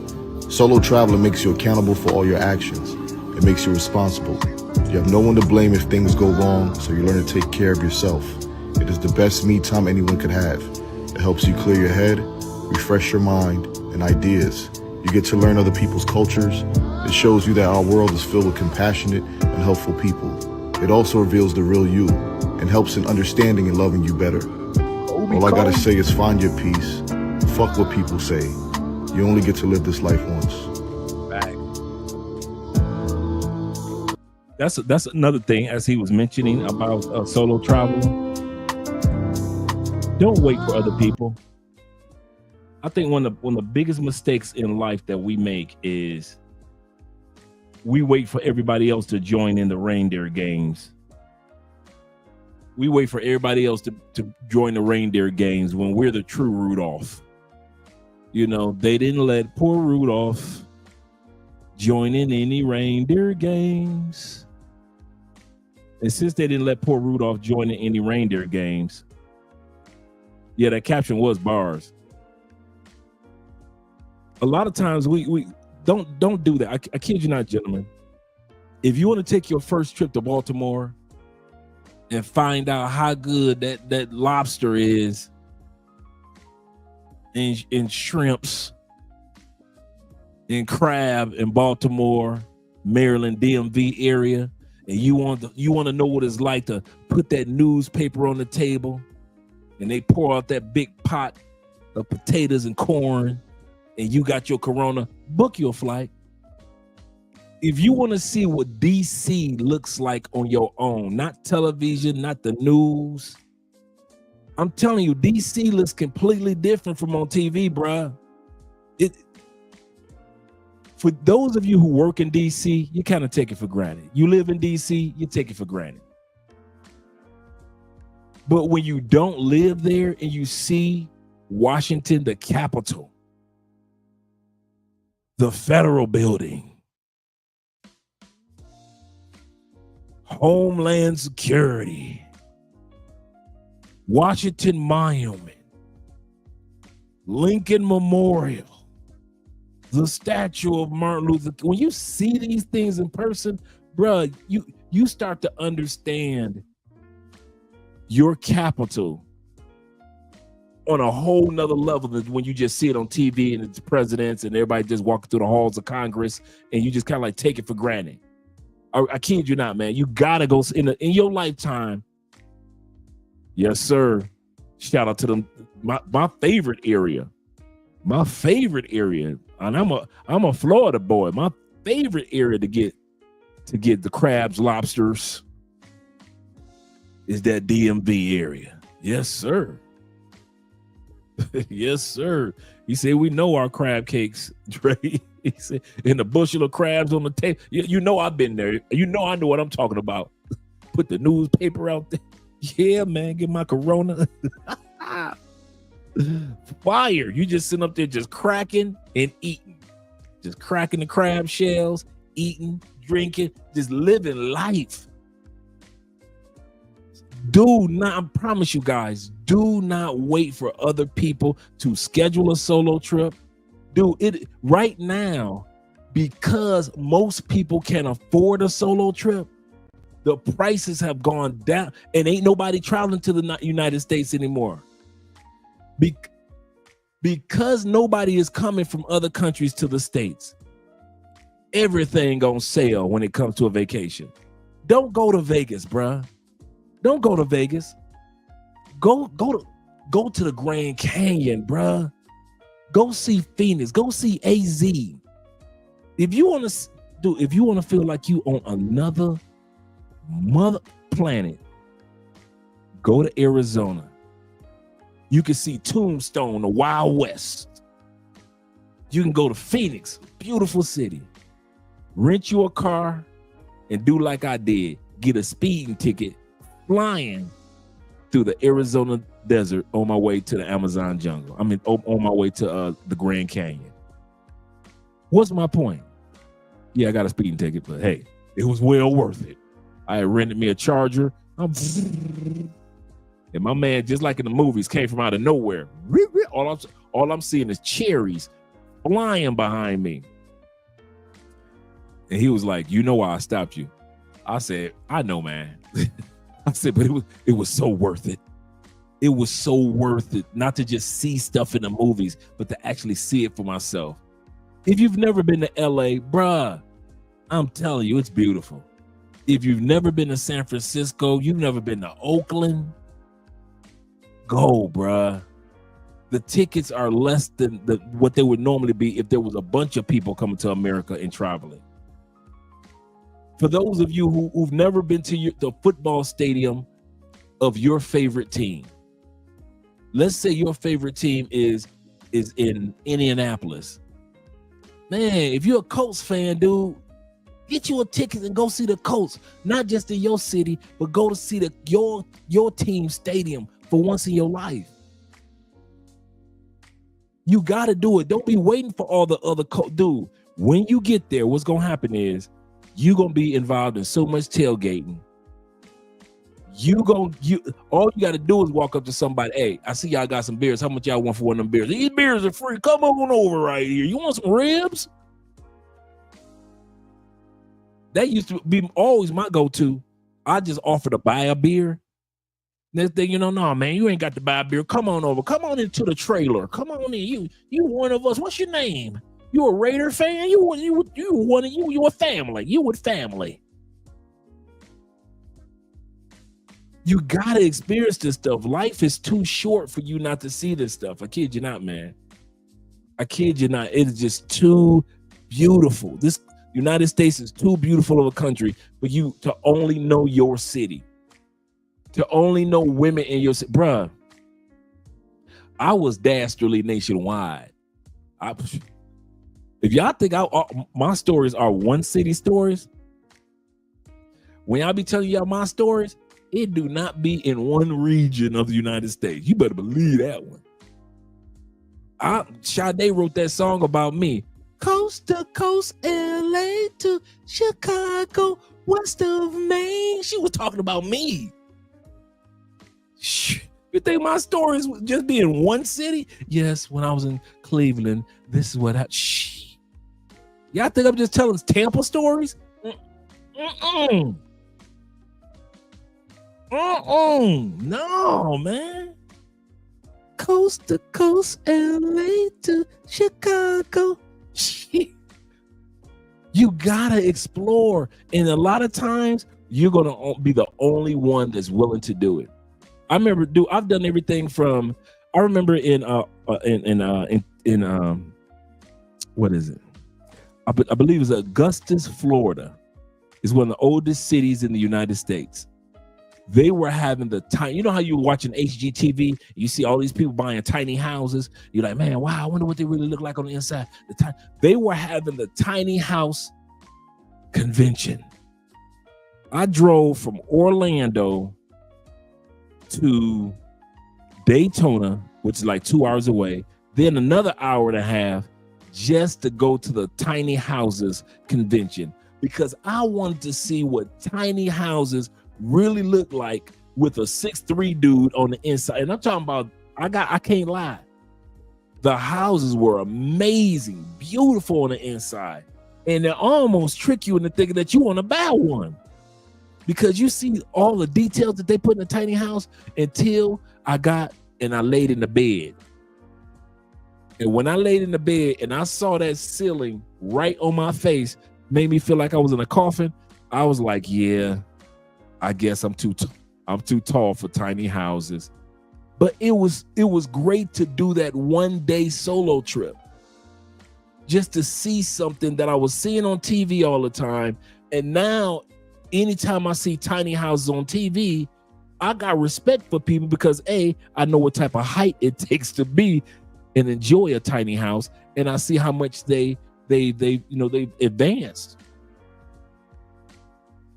I mean, the beautiful homes, man, they just miniature versions of beautiful homes. But you gotta do solo trips, man. I don't care if it's a speaking convention, like with the Black Manosphere Conclave. Many of you dudes are coming down to Miami for the first time on the solo trip, or you're coming down to Miami and you haven't been there in years, like me. But you gotta do the solo trips, man. They are so therapeutic, and you don't have to leave the country to do them. If you do, cool. If you don't, go to Wyoming. You know how many beautiful mountain ranges are in Wyoming? Go to Oregon. You ain't got to go to California. Go to Oregon. If you from Detroit and you ain't been to Canada yet, you should be shaming yourself. If you from Detroit, Indiana, Illinois, or Ohio, and you haven't been to Canada, if you from Cleveland, you ain't nothing but a 3.5 hour drive from Canada. If you from Illinois, you ain't nothing but a 3.5 hour drive from Canada. If you from Indiana, you just a 3.5 hour drive from Canada. Now, you know, if you from Michigan, that's right next door. That's like a 3 to 5 minute drive. You already in Canada. In 3 hours from that, straight up I-401, you in Toronto in 3 hours. Take it from me. I told you I wasn't just in the States being dastardly. I had me a girl, and I had me a nicey in Toronto. So I'm always got my butt up in Toronto, having a good time with my Caribbean brothers and sisters when I used to eat meat, enjoying the oxtails and peas. But you got to do these things, man. Life is too short. Life is too short for you not to take advantage of some of these beautiful locations. Yes, sir. Oregon. Yes, sir. Got to get your Portland in. He said, what you talking about, Dre? He said, everybody in America too busy working, following the program. This is the problem with Americans. You ready? Y'all too busy working for things and not for experiences. Once you start putting experiences on your agenda, you will no longer be working for things. Y'all working hard. Black Friday come. Ain't them all them stores in America are full. Don't tell me y'all broke on Black Friday. Black Friday for a dude like me, I'm looking for Cyber Monday because I know a flight gonna be on sale. I know a vacation package is going to be on sale. What? To Paris? 5 days round trip, including flight, $1,000, only $450 on Black Friday. Let me take it back. Americans ain't broke. Women in America spending how many trillions per year on weave? Y'all ain't broke. BBLs? Y'all ain't broke. All them football tickets y'all buying, season tickets, y'all ain't broke. Nightclub still popping. Y'all still getting VIP and throwing money in the air. Oh, y'all ain't broke. Beyonce tickets are $2,000 a piece. Y'all still paying for them. Y'all ain't broke. Bruno Mars tickets are $900, $800 a piece. Them stadiums be packed every city they go to. Y'all ain't broke. All that crying broke Americans do, I don't even want to hear it. Because the many football stadiums y'all keep full, baseball stadiums y'all keep full, hockey arenas y'all keep full, soccer stadiums y'all far from broke. You keep the clubs full, strip clubs may be going down, but they ain't empty.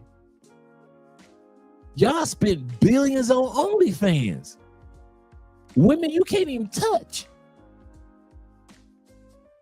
I don't want to hear nothing from Americans, but I would listen to other countries before I listen to Americans cry broke. When y'all be crying all on TikTok, the economy is so bad and time's so tight and we don't know what we're going to do, Paul. Paul, what we going to do? We're losing a farm.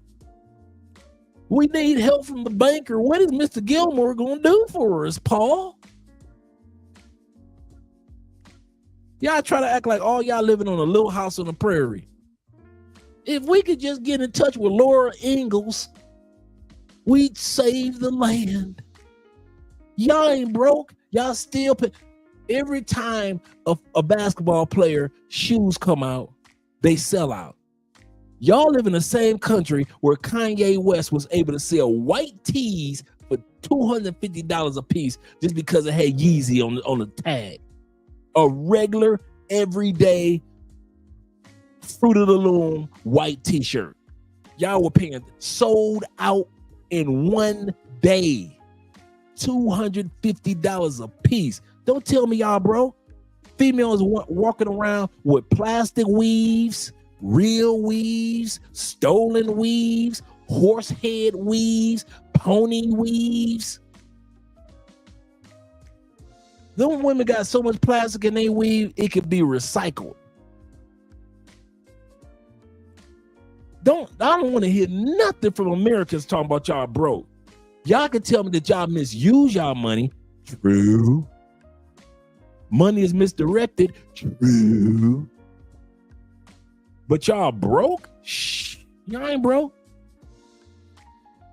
Like I said, once some of us realize instead of buying another pair of Jordans to go with the 35 pair we already don't wear, let me go ahead and use that $500 and buy me a ticket to Cartagena.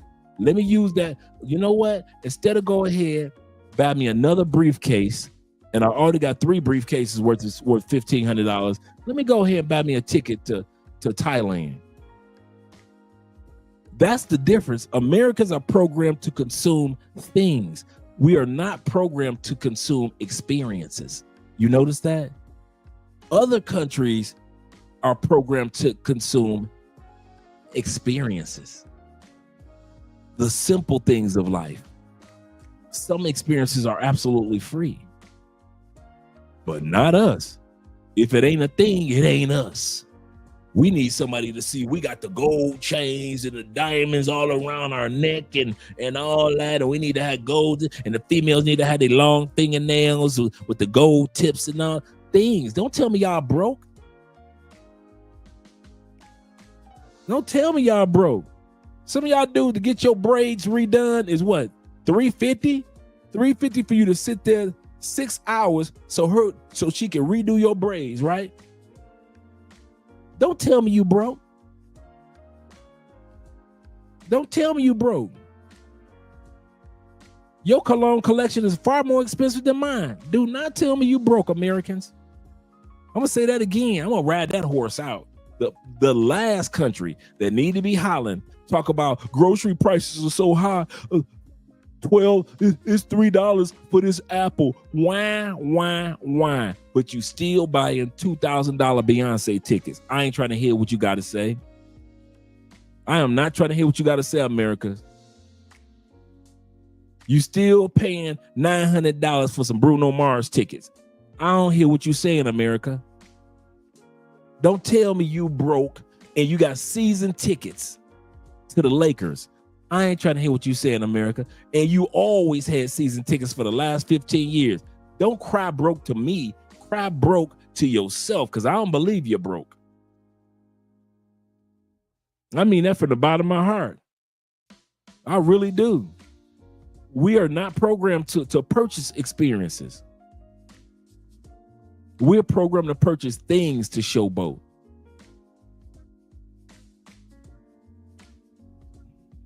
Stop me when I'm lying.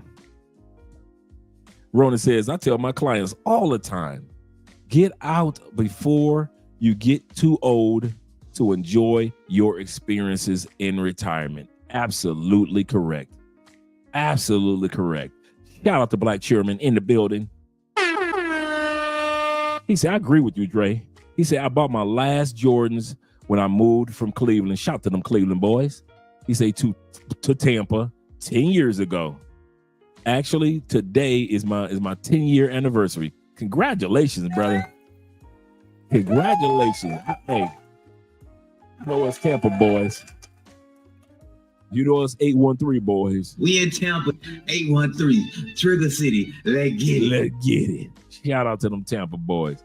He said, thing is, I didn't wear those damn shoes until 4 years later. And when you live in Florida, man, it's just so much to do just for free. Just go to the beach, bring you some, maybe a beer, a couple beers or something. And you just sit out there, man. And just chill. You can just go jogging. You go exercising.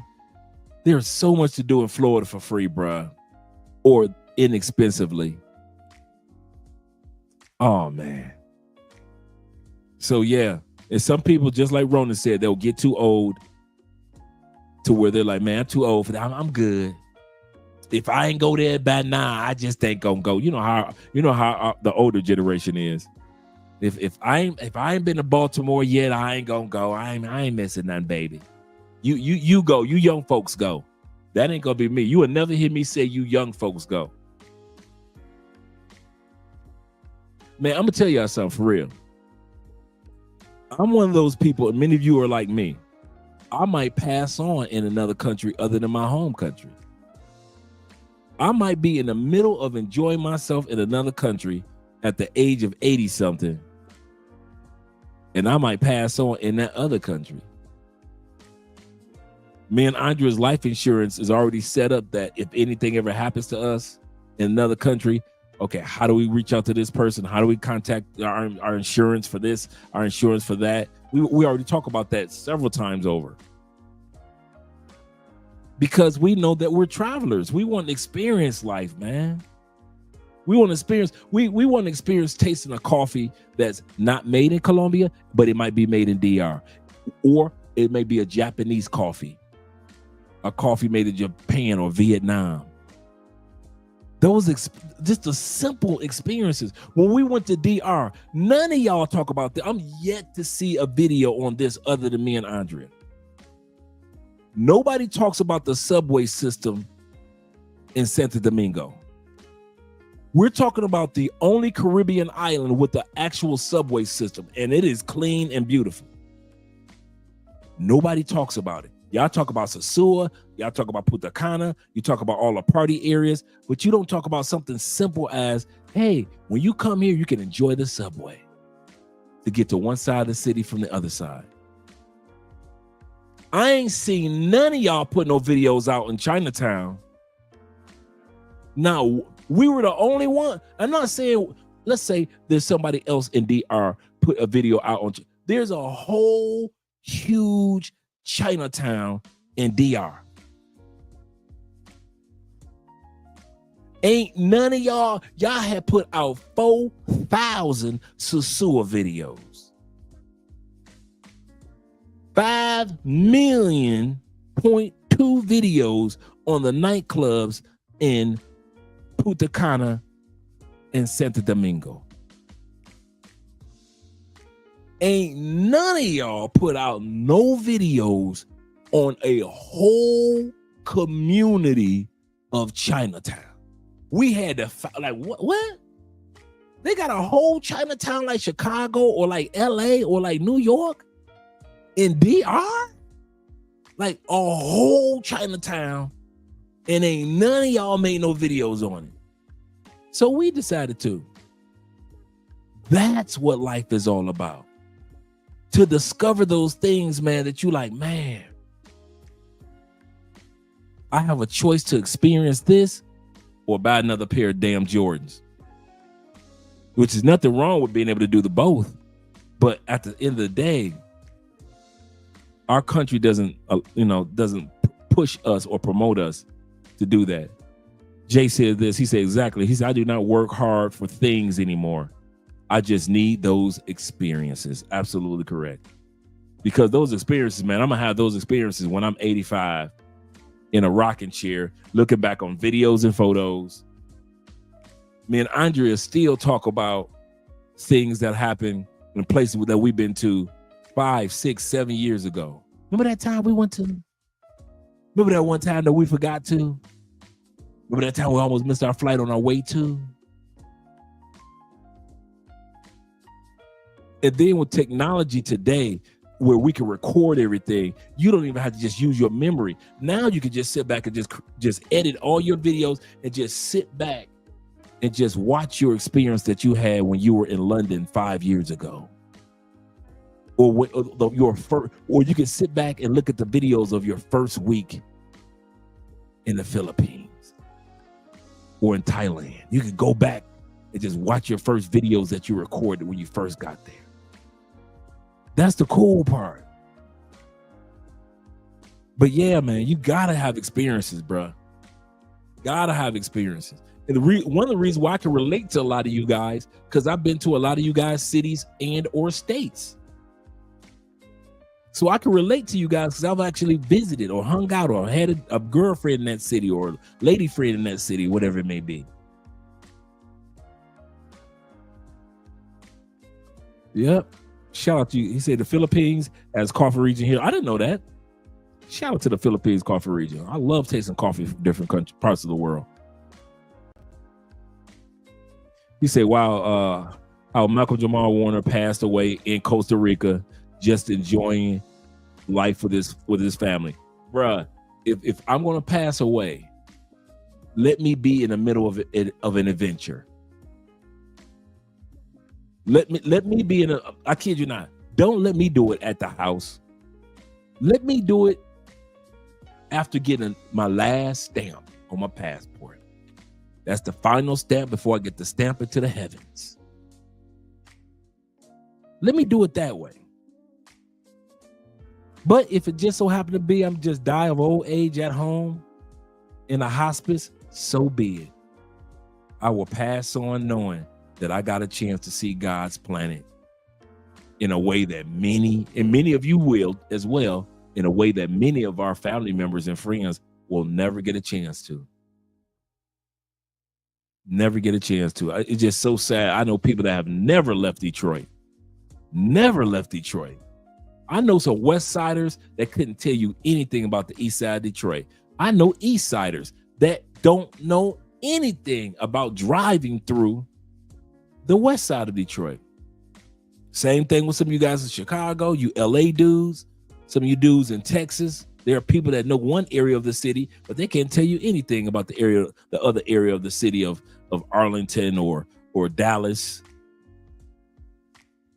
Sad. He said, "Yep, that is why I joined the channel, because I'm praying it does not end in Baltimore for me." Shout out to you, Akins. Absolutely correct.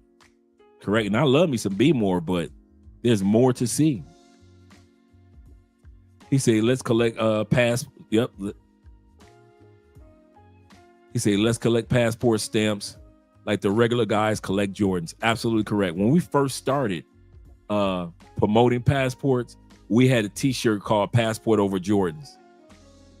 I need to revamp that t-shirt. I got one t-shirt called Passport Stamp Collectors. I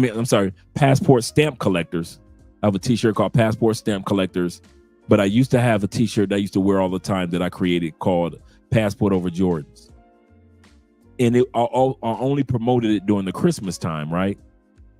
Because I knew that was a time where Black Friday was coming, Christmas was coming. I'm like, dude, if you're going to do anything with your money, get a passport and not just another pair of Jordans to go with the 35 pair that you have in the closet.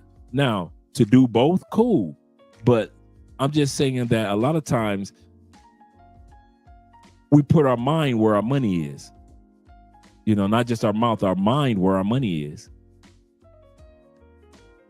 So that's the beauty of solo travel. Let's go back to the solo travel video, gentlemen.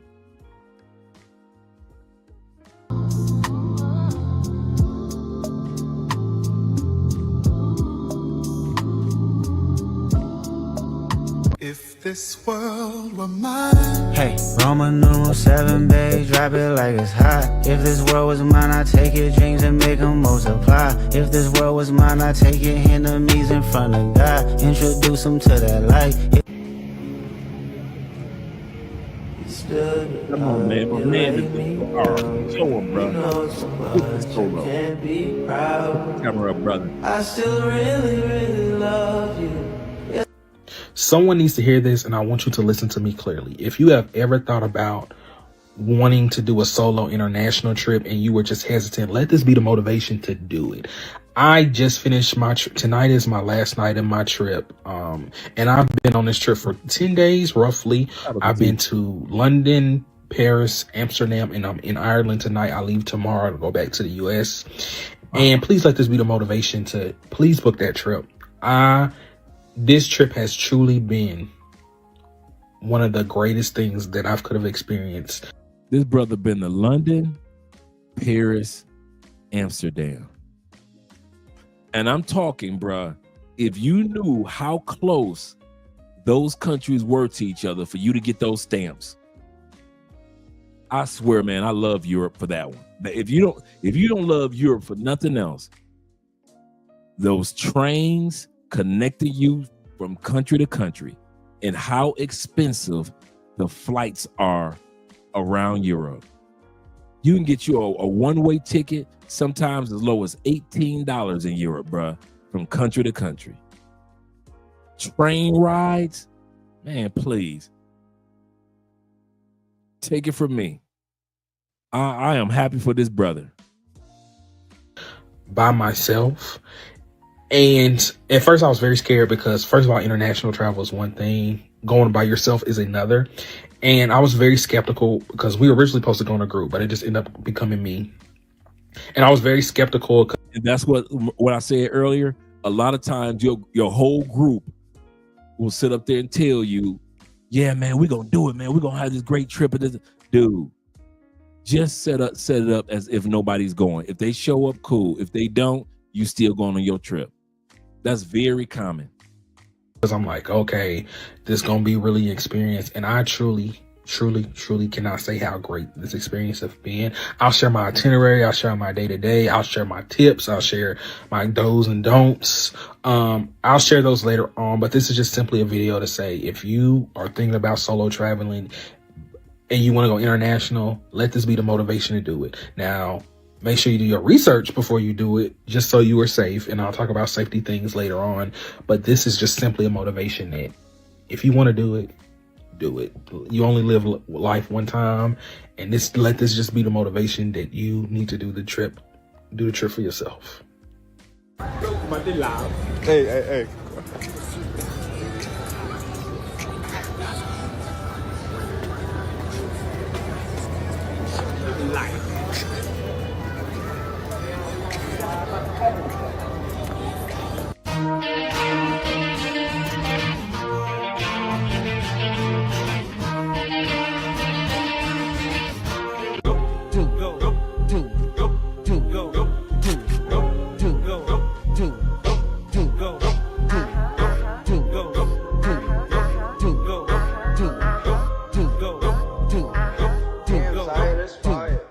Come on now, bro. I ain't mad at you.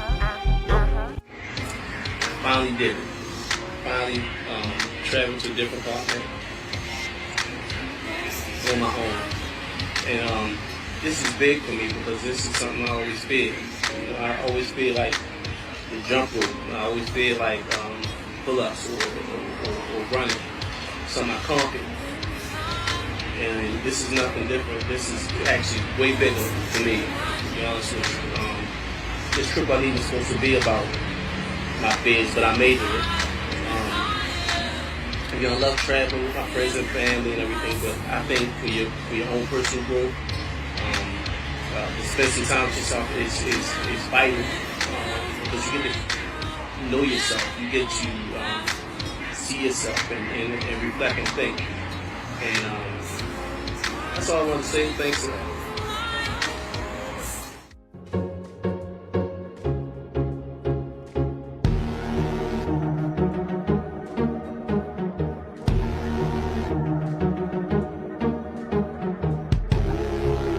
Beautiful. That's beautiful.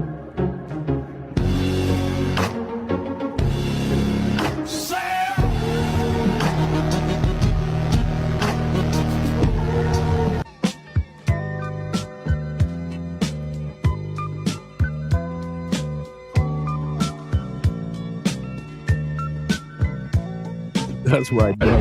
All right, bro. My question to you is, are you experiencing black man joy in Thailand? Oh, for sure.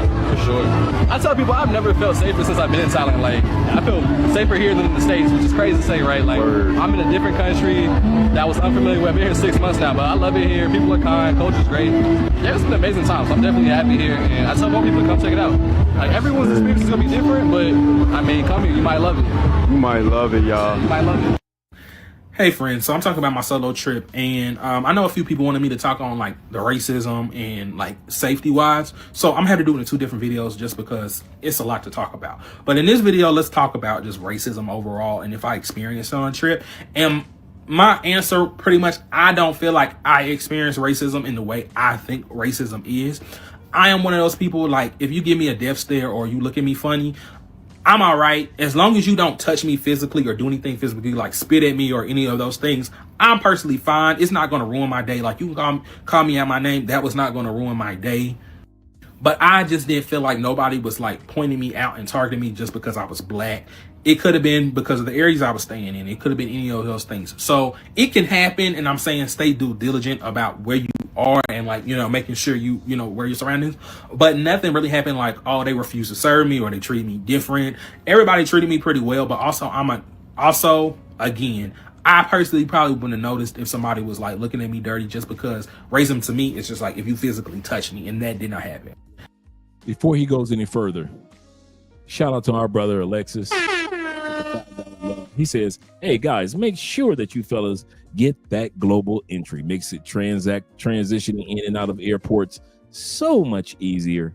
Shout out to you, brother, in regards to that. Notice this brother was just talking about racism and biasness and things like that. He said, hey, if it happened, I didn't notice it. How many times have we watched the videos with the sisters in Europe? And what do the sisters say?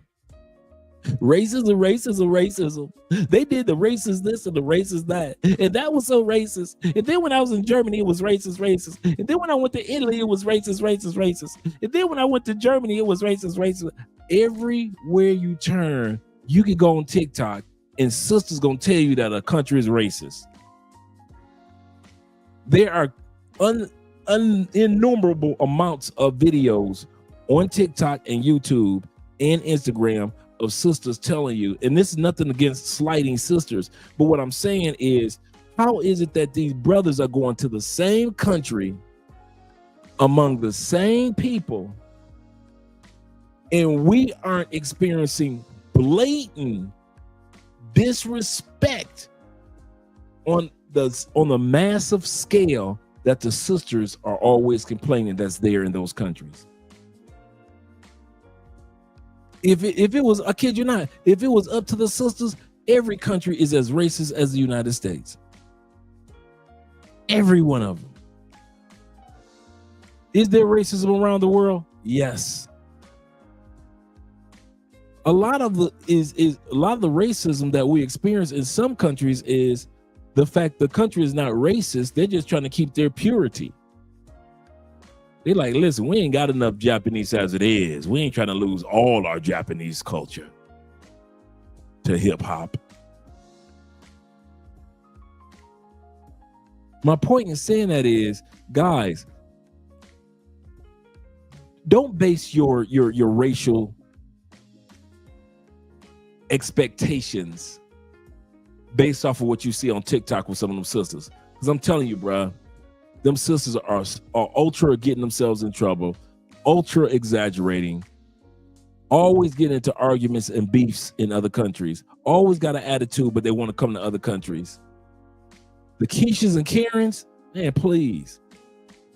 This brother is just like I am. I've been to other countries and been here, and I know that racism exists, but I would be lying if I say I experienced the same blatant racism in my face like I experienced in the States. Hell no. Hell no. If let's put it like this. Y'all heard me say something last night, which is true. I will never drive again in the United States if I don't have to.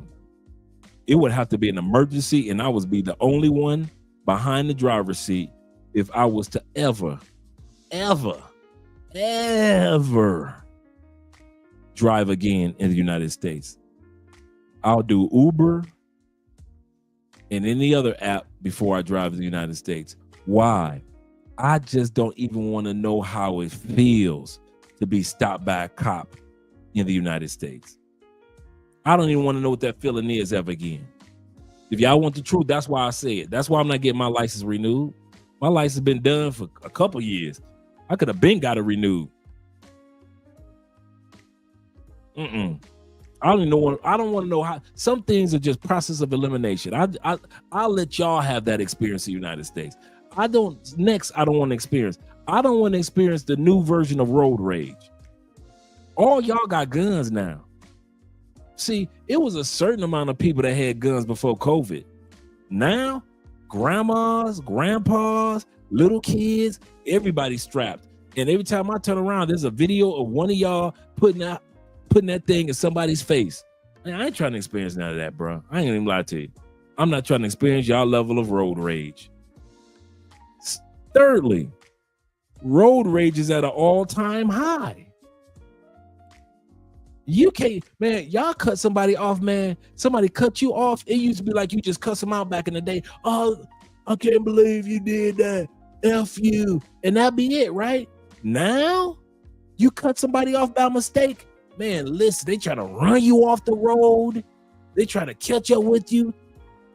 Show you their gun. Man, no, y'all can have all that, bro. All of it. All of it is my gift to you. Merry Christmas. Happy birthday. Happy Father's Day. That road rage, the police, everybody being strapped now. That's all right. Call me an Uber in a minute. Yeah, let me go ahead and get this Uber. Send. Okay, let me get the license plate. Oh, there he is. That's serious, man.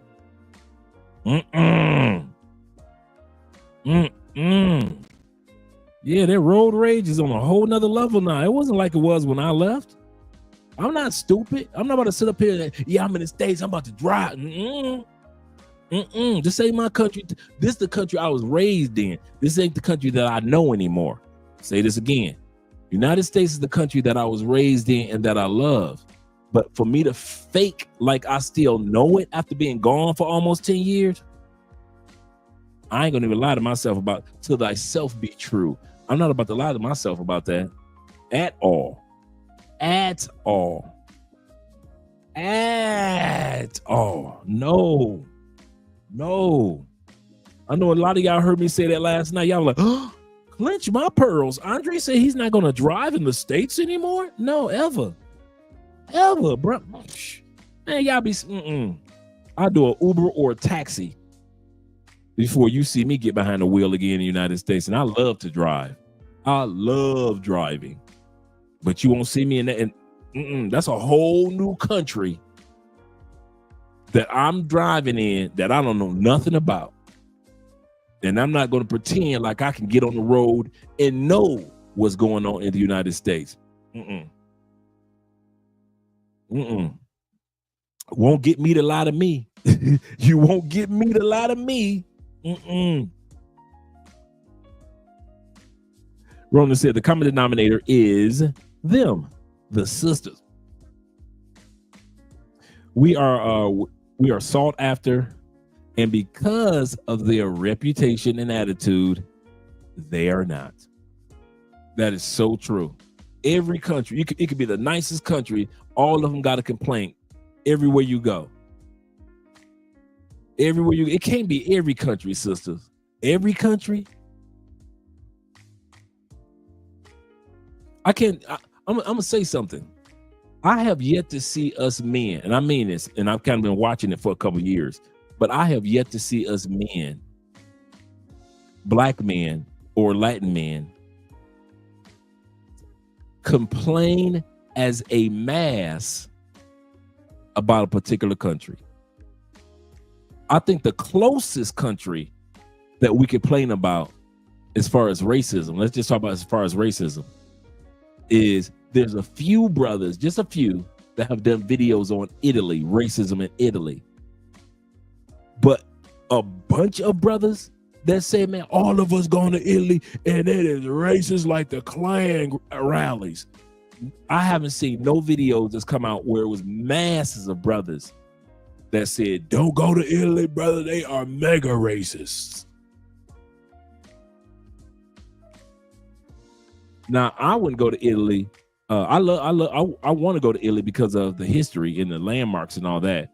But as far as the people, I know Italy is the country with the oldest population, meaning that the population count is over the age of 60 years old. I'm not trying to be around a place with a bunch of old folks. So that's a reason why, I go to Italy just to see this, see that, and I'm out. But as far as I'm not going because of it was 3,000 brothers put out videos on racism in Italy. I'm not going to that country, stop going to that country because of that, because I don't see that. I don't see brothers put out videos like that. But sisters, man, it ain't a country that ain't put a video out on. And I'm gonna say that again. Name the country that, I'm always looking up videos. I can't name one country that sisters have gone to and they didn't complain about something. Even when they in Africa, they complaining about something.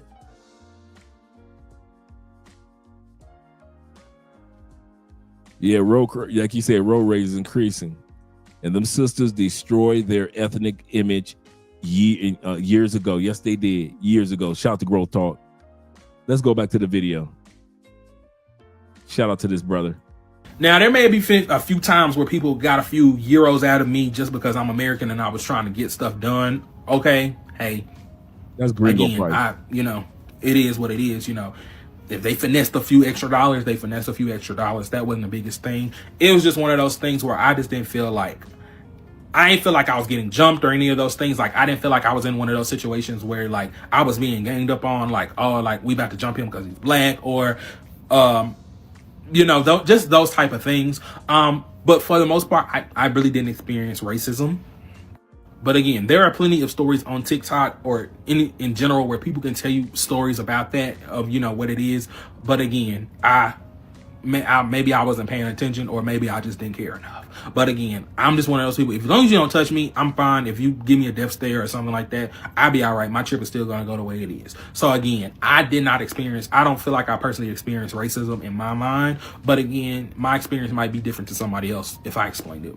So I have a friend that lives in Eastern Europe. I met him in America. We used to be co-workers. And I was telling him how I wanted to go to his country. And he was saying, you know, look it up. I think you would like it. So the first thing I did was went on TikTok to see if black people felt safe there. So when I looked up the city and black people came up and was like, hey, I feel safe here. Like, it's cool.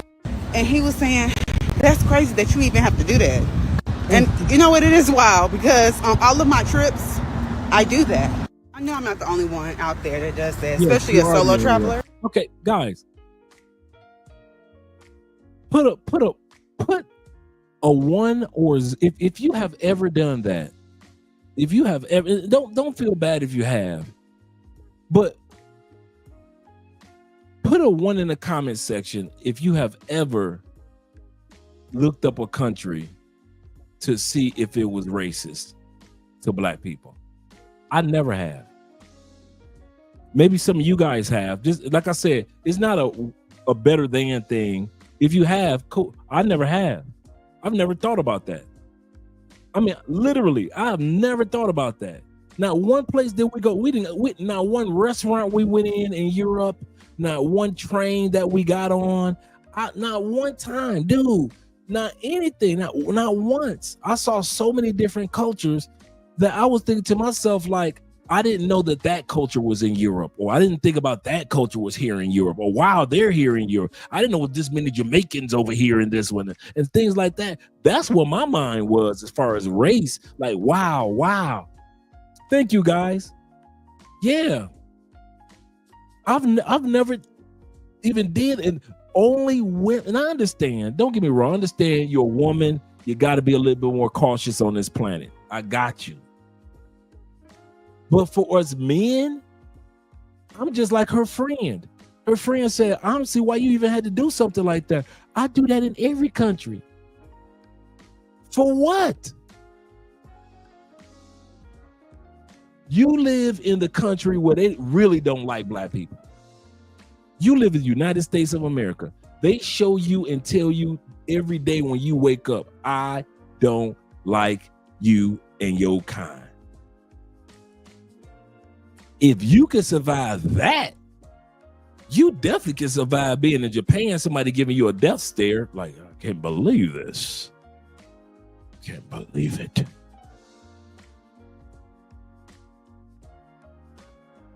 That's crazy. He said, my little sister hasn't even thought about that. Yeah, for real.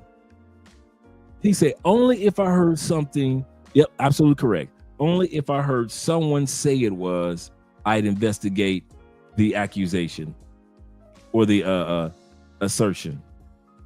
Correct. Absolutely correct. The Matrix has more overt and covert racism than most countries. Absolutely correct. It's almost like it's almost like, to me, the audacity of the Black American to think that another country can trump our racism. I'm gonna say that again.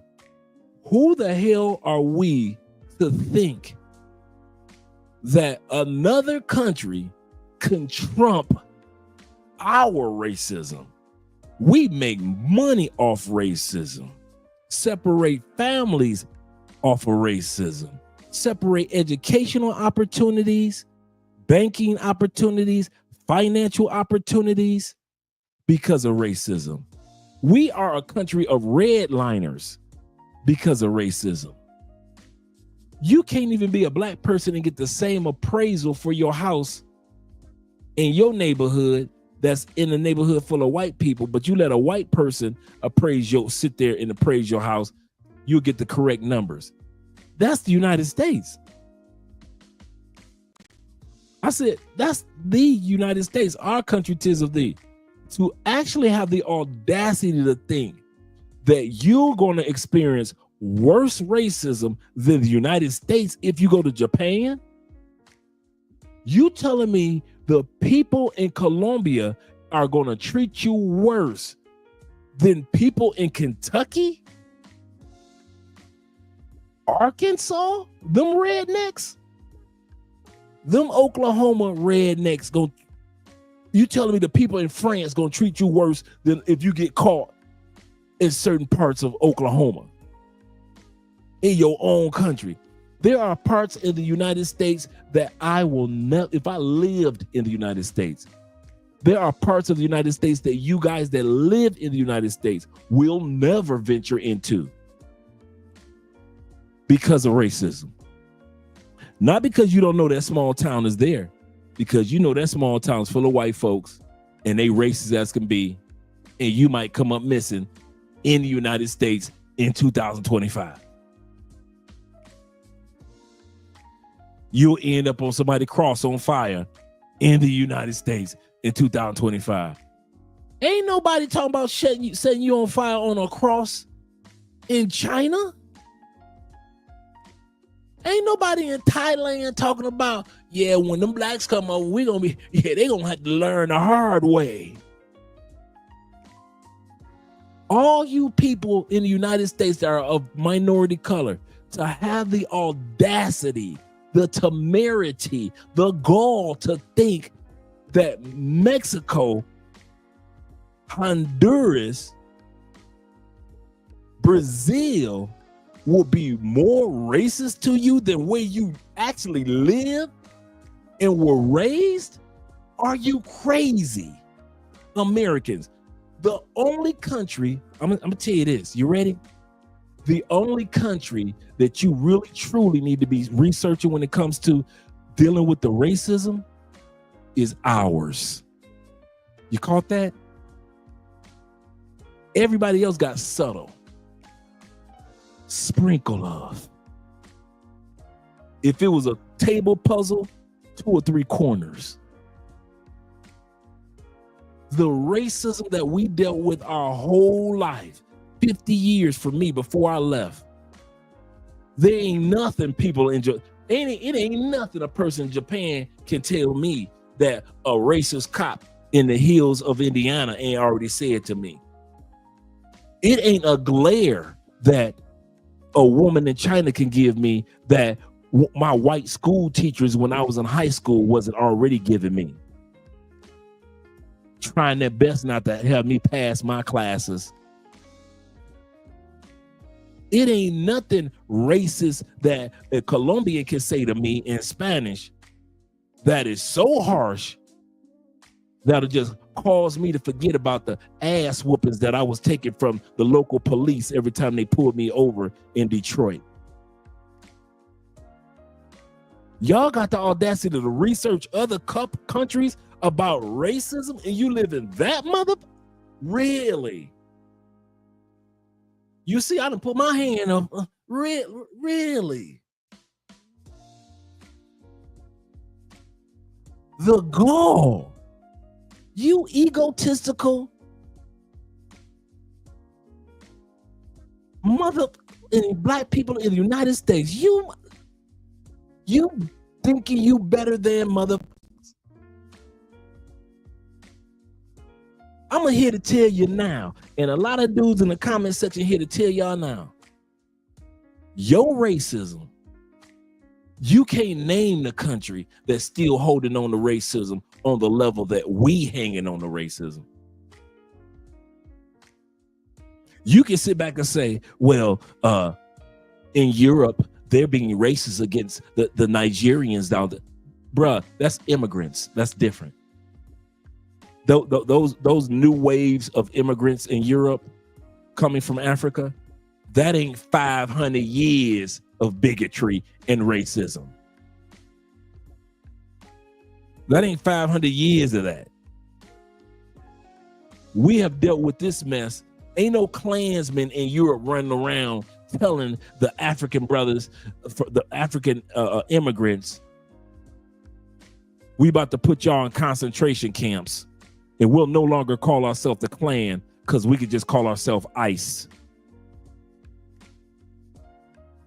So y'all researching countries, huh? United States. Y'all got the balls to research in another country, thinking that another country can compete with our racism.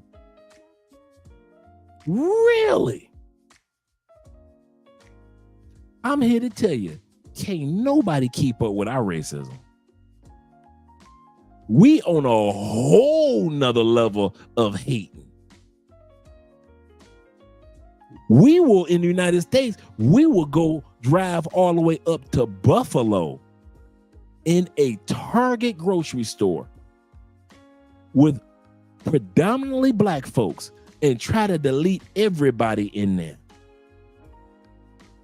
When last time you saw them try to delete everybody in a grocery store, in a black grocery store in Italy? I'll wait. When the last time y'all was in Germany and heard about all these black immigrants got deleted in Germany while they was in church? I'll wait. When the last time you heard in Portugal that they tied a black guy to the back of a pickup truck and drug him down the street? I'll wait.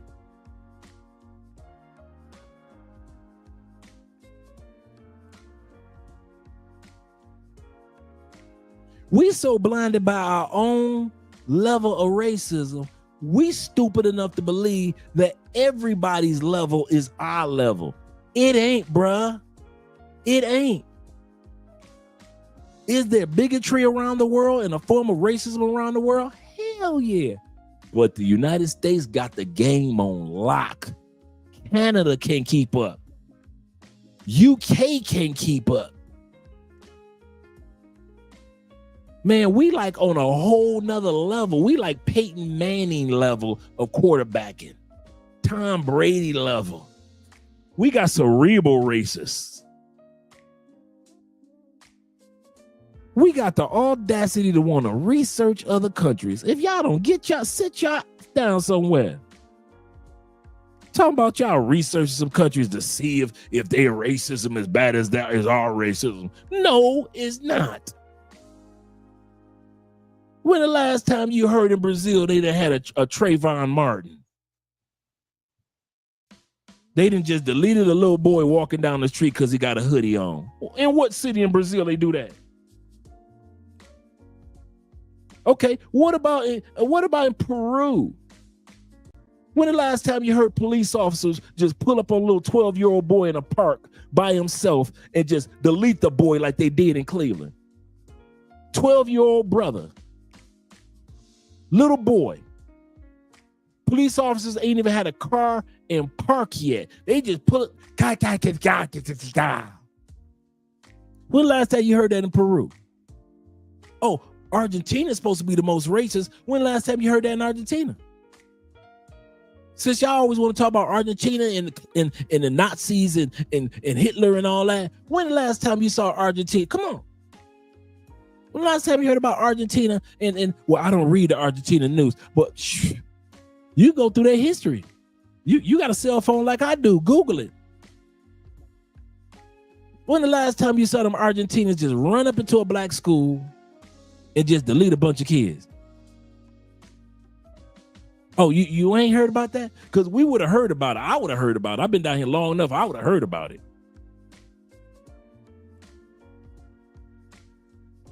Y'all funny. Y'all funny. Black people, here's what y'all need to do. Sit your butt down somewhere. Research your trip. Not research if it's right. The videos that y'all... that's why I get tired of when y'all be like, do Philippine women like black men? No, they don't. And what you gonna do? You still coming? Do they like black men in Thailand? No. What you gonna do? You still got your ticket booked. Now, if I said no, what would happen? You ain't gonna come? Do they like black men in Colombia? No. All these millions of black people here. No, they don't like no black people. They don't like none of them. They just so happen to have millions upon millions of black people here.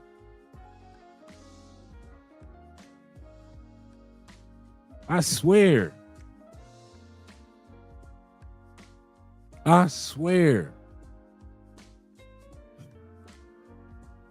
Black people, y'all do prove to the world that you are not African Americans. But based off some of the stupid stuff that we do, we really are Americans.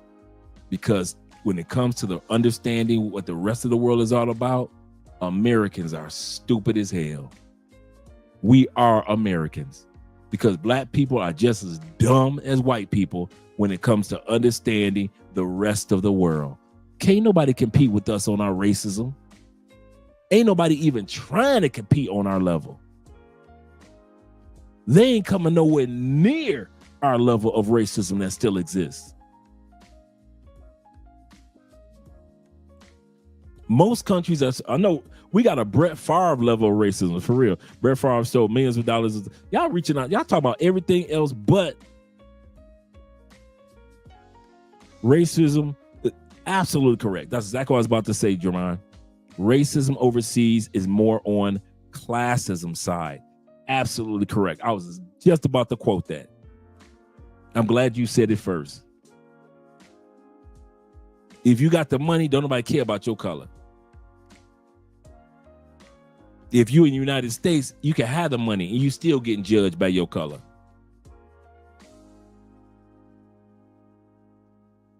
Yeah, ICE or the Republican Party, the new Republicans. Yeah. And all you black Republicans, I'm gonna tell y'all something, man.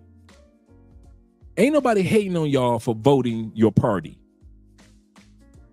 But let's not pretend like you didn't vote just at least this go around for a bunch of racists. Let's be real with it. Let's not pretend. Sometimes you got Republicans that are decent, right? And you can feel proud of, hey, I got a good one. Just like the Democrats. Sometimes you got some decent Democrat presidents. Sometimes you don't, right? This time, Republicans, y'all don't. Y'all don't. Now, I'm independent conservative, so I can vote either way. But this go around, y'all got a bunch of racists. You can sell it all you want, like Trump this, Trump that. No, y'all got a racist president, racist Congress. Y'all got a bunch of racist dudes running across the countries, kicking in doors. Let's stop playing stupid, Republicans. This go around, y'all fumble the bag. Okay? The next Republican president might be decent. You see what I'm saying? Just because that's the one thing I don't miss about the United States political party. You only have two major parties. And so you really don't get it. There are countries that they're accustomed to having 5 or 6 major parties to vote for them. To whereas if you don't vote Democrat and you vote, you gotta vote Republican. And you just kind of like, that's it. And so sometimes you get a good Democratic president, sometimes you don't. Sometimes you get a good Republican president, sometimes you don't. This time, y'all didn't take the L. But don't try to sell it as if Biden is gone, man. Obama is gone. Y'all got to bite this. Y'all president is in office now. Any stupidity that happened with the Democrats, they had to bite the bullet because the Democrats were in office. So anything that happened, Republicans could just say, well, your president, you will be 100% correct. But right now, it's y'all in office. And this is y'all president and your Congress, your House and your Senate, all Republican. So I'm here to tell you now, and all these Republican governors, and y'all dropping the ball. And you got to take the L on this one. Republicans. I'm not saying stop being a Republican and vote for a Democrat. I'm just saying this go around for a Republican president, it's an L. Like I said, I'm not coming at the Republican Party. I'm just saying you will not always get the a president for the ages. Sometimes you vote for your party and it just doesn't work out. And then try again. U.S. undefeated, ignorant champion of the world. For real, when it comes to understanding other countries, I've been looking at black people like, yes, I'm researching to see if this country is racist. What? You live in the number one racist country in the world? You got the audacity to say, is another country racist? Really? Yup. I want to know before I go to Ireland, are they racist? They might not serve me beer. Is that the worst that you can happen to you in Ireland? They don't serve you a beer, so you have to go to the pub next door? That's the worst that could happen to you in Ireland. The pub next door. To whereas in the United States, they trying to delete you and your kids. Man, y'all funny, black people. I'm gonna say it again. Black people, y'all funny. I love y'all. I love y'all. Well, I love us. Because we are a funny people when it comes to traveling. Only in America, them Caucasian societies see no problem. Absolutely correct. Absolutely correct. Look at what the United States did to the Native Americans. Right. You can't even be a native to the land of the home and the free. And not feel like you're ostracized from the country that you originally was there, that you and your people were originally there. I mean, dude, the racism in America, dude, I'll give you a bit of trivia that many of you guys didn't know. You know why America doesn't have as many buffaloes? You can look this one up. This one blew me away. I couldn't believe this one. You know how racist America is? Do you know in order to combat against the Indian tribes, one of the things was not just infiltrate them with diseases, that was one. Attack them with artillery, that was two. But the diseases and the artillery wasn't working as much. You know what them people did? I'll tell you how racist the United States is. United States literally killed 100,000 buffalo to starve the Native Americans. That's why we don't have buffaloes roaming like we used to. You can look, this one you can look up.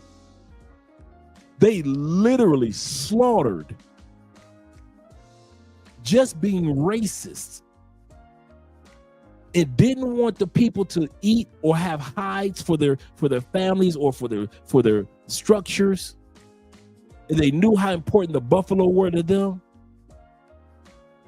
They literally eradicated buffaloes in the United States to where there's only a few thousand here and there in pockets. That's racism on America's level. I don't think you going to Italy on a 3-day trip don't cause you to go through something like that. Don't cause your people, your family in Italy to go through something like that. And y'all got the audacity to want to research other countries, talking about what are the best countries for black people to visit. Get the hell out of here. I bet you America wasn't on that list. I bet you that wasn't. What are the top 10 countries for black people to visit? I bet you ain't have America on that mother, did you? You know, we go to Belize, we can go to Colombia, Brazil, we'll go to Kenya. Yeah, so what else we're gonna put on the list for black people? I bet you ain't put America on that mug list, did you? As the top country for black people to visit. We ain't never been on that list, huh? Please. Y'all funny. Let's get back to this video, man. This is why I continue to travel and make videos. And, you know, people say, oh, you don't make money. You know, I make pennies, but I enjoy making sure that other people have a good time wherever they travel to and that they know how to get the best out of their trip. I want to talk about where not to travel if you are a dark-skinned black person. Hi, my name is Monique, and I've traveled to roughly 30 countries, most of them solo. The country that treated me the worst as a dark-skinned black woman is Italy. In 2018, I decided that I wanted to take a trip over to Europe and visit a couple of countries while I was there. So on this trip, I visited Italy as well as Greece. I spent 4 days in Italy and 4 days in Greece. From the moment that I landed in the Rome International Airport, I was treated poorly. As I always do, I booked my transportation to get from the airport to my hostel before landing in Italy. So when I got there, all I had to do was find the company that was supposed to be transporting me, and then they would help me do the rest. Ciao. When I got to the kiosk of the company that I had already previously booked, those people would not even talk to me. I've been to Spain, Italy, the Netherlands, St. Lucia. You said a couple European countries. I want to know if you experienced racism whilst you were solo traveling in Europe. Definitely have encountered, you know, the stares, the taking pictures, the being followed. When I actually was in Amsterdam in the Netherlands, I went to the red light district, and while I'm viewing or whatever, one of the girls comes out of her window and just starts cussing me out. Like, she's like, oh, give me your phone and yada, yada, yada, you black. Are Italians racist? That's a good question. Italy was one of the most uncomfortable countries that I ever traveled to. From the moment that I stepped off the plane, I was stared at. And I thought maybe it was a trend that I was just seeing on TikTok, but no, it's true. I did meet some nice people, but they were tourists like myself. The women looked at me with pure disgust. A lot of the men... Okay.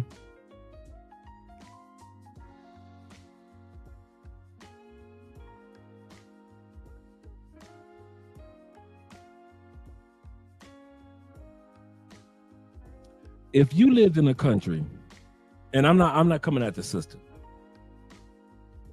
If you lived in a country and you ain't never seen a big black woman before, but other on TV, are you gonna stare? I'm gonna say that again. If you live in a country and you ain't never seen a big black woman in your life, are you gonna stare? Bruh, if there was an award for staring at something awkward, all of us would have it. I would stare at her, and I'm American. As soon as I see something fat, I'm telling y'all something for real. As soon as I see a fat, obese girl, I'm staring. Even when I'm trying not to stare. If I'm walking through a Walmart, I was always like that. If I'm walking, I'm like, damn, she, you know, you try to keep your face straight, but you be thinking like, damn, she big mama, damn, what's wrong with it? Am I the only one that ever do that? I stare in my own country at some. If I see a busted weave that I know looks like it's plastic, half horse hair, half giraffe hair, I'm staring. If I see them big ugly eyelashes, I'm staring. If I see them with some slippers on, a bonnet at the airport, and pajamas or some Crocs, I'm staring. I'm just as black as they are. My ass gonna stare. I don't know why these women think ain't nobody gonna stare at them looking crazy. I stare at their asses. Man, at the conclave last year in Houston, I'm staring. If I see a big girl walking down the street in Houston, I'm looking, what the hell? They still got big women in the States. I'm staring. I've been like that my whole life. If I see a young person so big, she got to be in one. Come on, she 31 years old. She got 2 kids, one on her left side, one on her right side. She in Walmart, and she got to be in one of them big ass, in one of them carts for big people, for the old people. And she got to be in there because she big, and you can tell she's still in her 30s. I'm staring.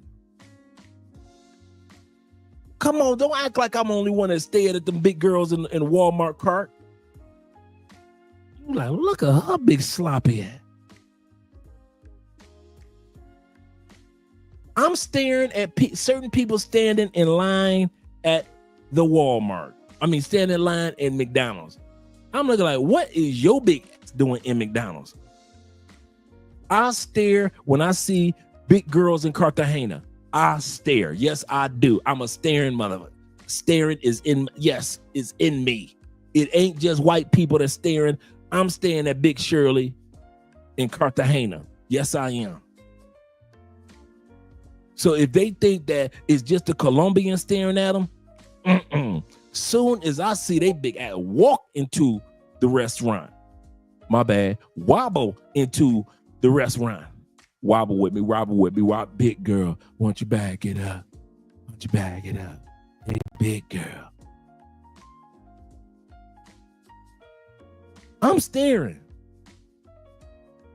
So for them to think that it's racist because they getting stared at, do you notice that most of the women that complained about getting stared at were stare worthy?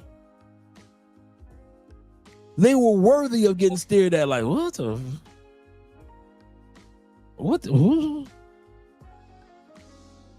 Bruh, did you see?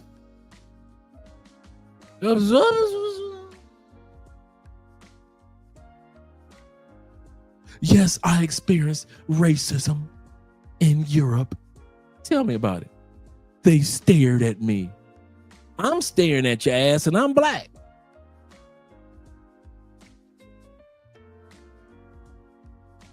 So to pretend like we ain't a staring people, please. Black people will stare just as fast as anybody else. That ain't got nothing to do with racism, because we will stare too. I'm seeing you with busted weave, busted braids, walking through the airport with a bonnet on your head and Crocs, and you think I'm not gonna stare? Shh. I'm staring. Eyes wide open. I'm staring. This is my pretend not to stare. Look, this is me pretending not to stare. You know when you stare with your eyes wide open and your mouth halfway closed? This is my pretending not to stare face. Shh. You crazy. They stared at me. Shit, I stared at you. You gonna call me racist? I'm looking right at you. You in front of me doing an interview and I'm staring at your ass like. I'll be seeing them big girls coming down here to Colombia for the festival, and I'll be looking like, what the what is that? I'm serious, bro. I'll be staring and trying to avoid at the same time. You ever try to avoid a sister coming down from the States at the same time staring at her ass? Like, what the hell is, you be easing away like a cat. What the hell is that? Just a slow ease. You try to pretend like you invisible. You'd be in Medellin trying to pretend like you invisible. Like, oh, these bitches don't see me. Hey, brother. Don't hey, brother me. With your big asses. No. Shit. I feel sorry for dudes like T-Mac and Jay Clyde, all you Medellin brothers. They always rumbling down to y'all part of the country. Y'all always got to see some big tourists rumbling around. Don't act like y'all don't be noticing. Y'all be sitting up there enjoying your aguardiente or your Club Colombia beer, or some coconut lemonade, just enjoying your day, and you see them big girls walking by, don't act like y'all don't be noticing. T-Mac just be sitting there with his cane, just chilling, and be looking like, dang. Did you see that? Oh my God, they see us. Oh my God, they look this way. Shh. Seriously. Maybe they don't notice us. Ugly is ugly no matter what country you're at. Yeah, a lot of women don't realize it ain't racism, boo. I'm staring at you too. I'm here to tell you, sisters, brothers stare at your ass in other countries too. What the hell are you doing down here? Why are you with them? You making me hot. Your eyelashes so thick, I'm getting hot. Your eyes look like they sweating from them eyelashes. I'm staring. Busted weaves, I'm staring. Beat up braids, I'm staring. Them ugly long fingernails, I'm staring. You got a butt in the front, I'm staring. You got 3 necks in the back, I'm staring. You ain't seen a collarbone since you was 3, I'm staring. If you need one of them electric carts at the age of 30, I'm staring. I am staring. Do not act like it's a white thing or a Latin thing, Italian thing. I'm staring. I can't believe they were staring at me. You can't believe it. As many brothers stare at your ass in the States? You don't think we don't be staring? Shit. I'm a stare. He saying staring. He said, I'm disgusted. That's what, yeah, for real. You be looking like, what in tarnations is this? What in tarnation? Yep. Try to freeze like a cat. They don't see me. They don't see me. If I don't pick up my drink, you be feeling like my man in remember Avengers Endgame? When the one scene in Avengers Endgame, when Thanos' daughter, I forgot her name, she told her boyfriend, she said, if Thanos catch up with me, if my father catch up with me, I don't want you to promise me to kill me. He like, nah, baby. What do you mean? What is it? The Guardians of the Galaxy, right? The Guardians of the Galaxy, they were on the ship. The green girl and Zoe and the white dude. And so she was like, yeah, Zoe. When Zoe was like, yeah, if my daddy Thanos catch up with us, promise me you gonna kill me. Gamora, thank you very much. Remember my man was standing in the background eating chips? I'm being very still. I have mastered the art of invisibility. And they were like, we still can see you. No, you can't. I'm moving. I've mastered the art of moving so slow. That's T-Mac and Jay Clyde when he see them big girls coming through Medellin.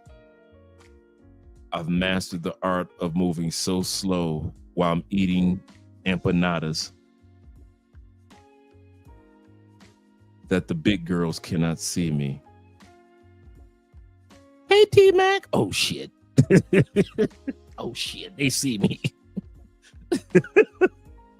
He said, I don't understand why the big girls and weave wearers come to Colombia and torture themselves.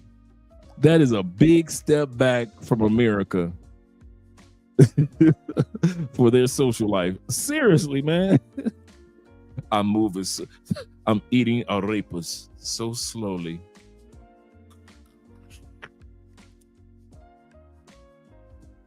I'm drinking my Colombian club beer that the big girls in Medellin cannot see me.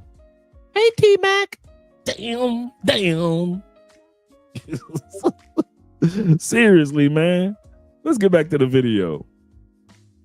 I was stared at. And I thought maybe it was a trend that I was just seeing on TikTok, but no, it's true. I did meet some nice people, but they were tourists like myself. The women looked at me with pure disgust. A lot of the men were just admiring me. Rome was absolutely beautiful, but I would never go there again. There has been this video going around of this American woman who explains how she hated living in Italy. It was the worst mistake she ever made coming here, and no one should come to Italy. Most of y'all haven't experienced level 9 advanced racism. Oh my God, I've been waiting to tell my story.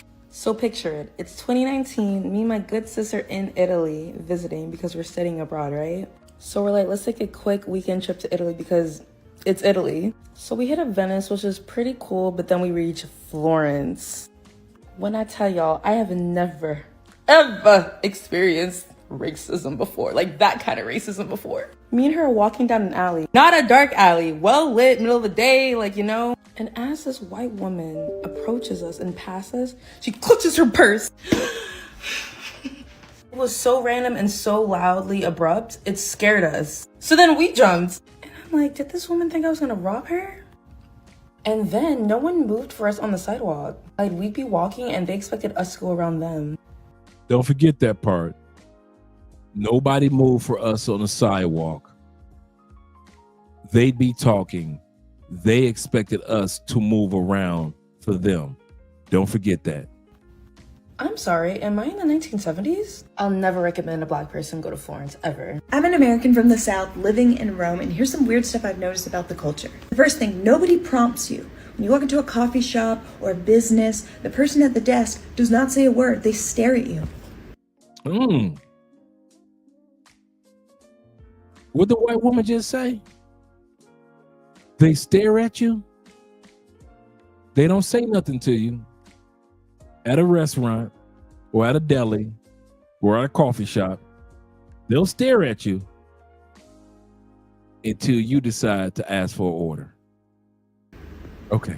You're supposed to say something, and if you don't say anything, then they start going like... Okay, so if you don't say nothing, they looking at you like, why the hell you here? Keep talking, white woman. No, there's no like, how can I help you? That's up to you. I can get used to that. That's fine. What I can't get used to is the fact that they have no spatial awareness. Like, what? They have no spatial awareness?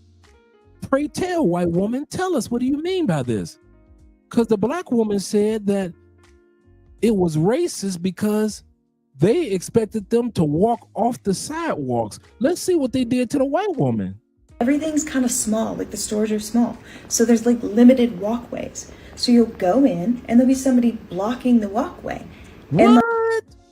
White woman said that somebody will be blocking the walkway. What did you have to do, white woman? Like, they don't sense you're there. Like, I feel like in America, you sense people are near you and you scooch over, you get out of the way, you share the space, right? They don't do that.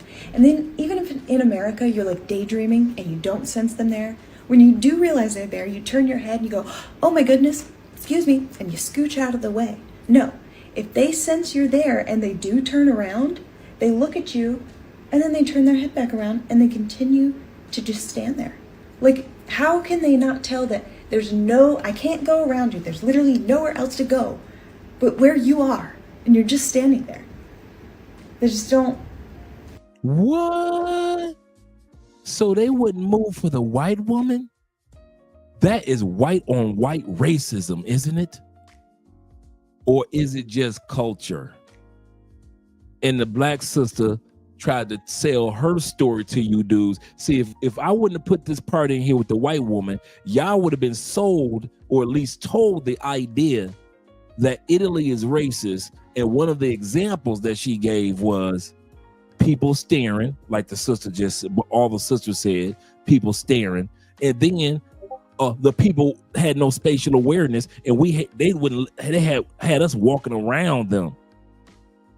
White woman said we had to do the same dang thing. It's cultural. It's cultural. It ain't got a dang thing to do with racism. It's cultural.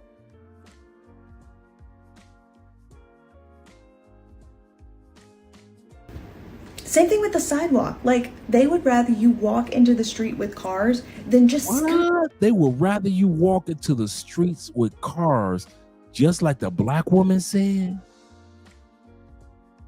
But that's racism, right? Over a bit. Like, Rome is great. I love it. I love it. I just think the Romans could learn to just scooch. Just scooch, share, scooch and share. Thank you, Tori. White nationalism is just not a good look. Who's going to tell white pride Barbie that the Italians weren't considered white when they came to the United States, and that that's Italian culture, not white culture? White Anglo-Saxon Protestant Americans considered Italians to be dirty, less intelligent, more criminal prone, and they were worried that these swarthy individuals would impose their inferior racial biology on the population. Groups. True. Did you know that the racist term ghetto came from whites when it came to how they described the areas that Italians lived in? I'll say that again. When Italians first came to the United States, the areas that whites said that was segregated for Italians were called ghettos, isolation locations. That's where the term ghettos comes from. Not talking about black people or poor people. It initially came from white people saying this is where Italians must live, in the ghettos. It's like the Triple K and other eugenicists persecuted Italians, and they were kept out of some schools, movie theaters, and labor unions because they weren't white and they were Catholic. Moreover, the United States hasn't actually become more racially diverse. They have expanded the definition of what they consider is white. And the funnious part is the Trevi Fountain is actually an Italian depiction of Greek mythology. The Greeks weren't considered white either when they came here. Today I'm going to share with you a few reasons why I do not like traveling in Italy. Now, I'm the granddaughter of Italian immigrants, and I've spent months and months of time in Italy, so take this with a grain of salt. First of all, my boyfriend is black, and we are an interracial couple, and the racism that we experience in Italy is quite annoying and quite stark. We are constantly judged, and everybody always looks at you like there's something completely wrong and disgusting with you. Second of all, Pause. Here we go with the stare again. Women crying about the stare. As a man in an interracial couple, people will always notice interracial couples. Just because of let's just start with the blending of the different complexions. Andrea complexion is completely different from my complexion. People will notice that. Nobody's stopping their kids and saying and pointing with their fingers and saying, look at that interracial couple. But do people notice us? Do we get extra glances? Yes. Are the glances like for 30 minutes? No. Everywhere we go. When we were in London, we were in a reggae club. We were having a great time. Reggae club. Dude, all eyes were on us. Why?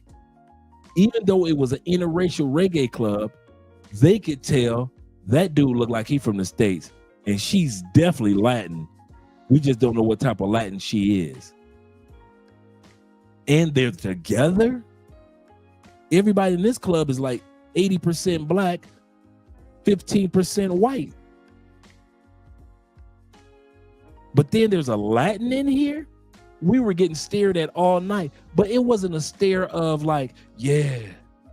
It was a stare of like, okay, somebody's new in the club that we don't recognize. We took it with a grain of salt and had a great time. Some interracial couples ain't ready to be interracial couples. Let's put it like this. They ready to love each other. They ready to be there for each other, but they ain't ready for all the external stuff that it comes with it. Me and Andrea are already accustomed to people looking at us and noticing that we're different from each other or different from the average or the norm. We expect it. We don't trip on it. We just, okay, it is what it is. T-Mac says this. He said, my Naiva has fair skin, your lady friend, absolutely correct. Like Andrea, with very full lips, absolutely correct. Her mom looks Afro-Colombian. In Colombia, few people trip over skin color because many families are mixed together. Absolutely correct. One of the number one statements that I often hear about Colombians, they often say everybody black because somebody got a black grandmama, black granddaddy, black auntie somewhere in their families. So everybody's considered in Colombia. They often say as a kind of like a little punchline, everybody's black because everybody has several people in their family that's black, even though most of the family members don't look black. It also reminds me of a little joke that we have in Florida when we say everybody in Florida is black because everybody's got a tan. You know, it's just an ongoing joke. Or everybody in Florida is colored because everybody in Florida got a tan. And so it's not a big deal. A lot of times they make it a big deal. He said, although Dre, it could be Andrea just fine. That too. I thought about that. I just didn't say it, but I thought about that too. So they're looking at this this Colombian woman that they don't normally see, those features that look, the long hair, blah, blah, blah, blah, all the beauty of Andrea. But then the interracial dynamic. We're just used to it.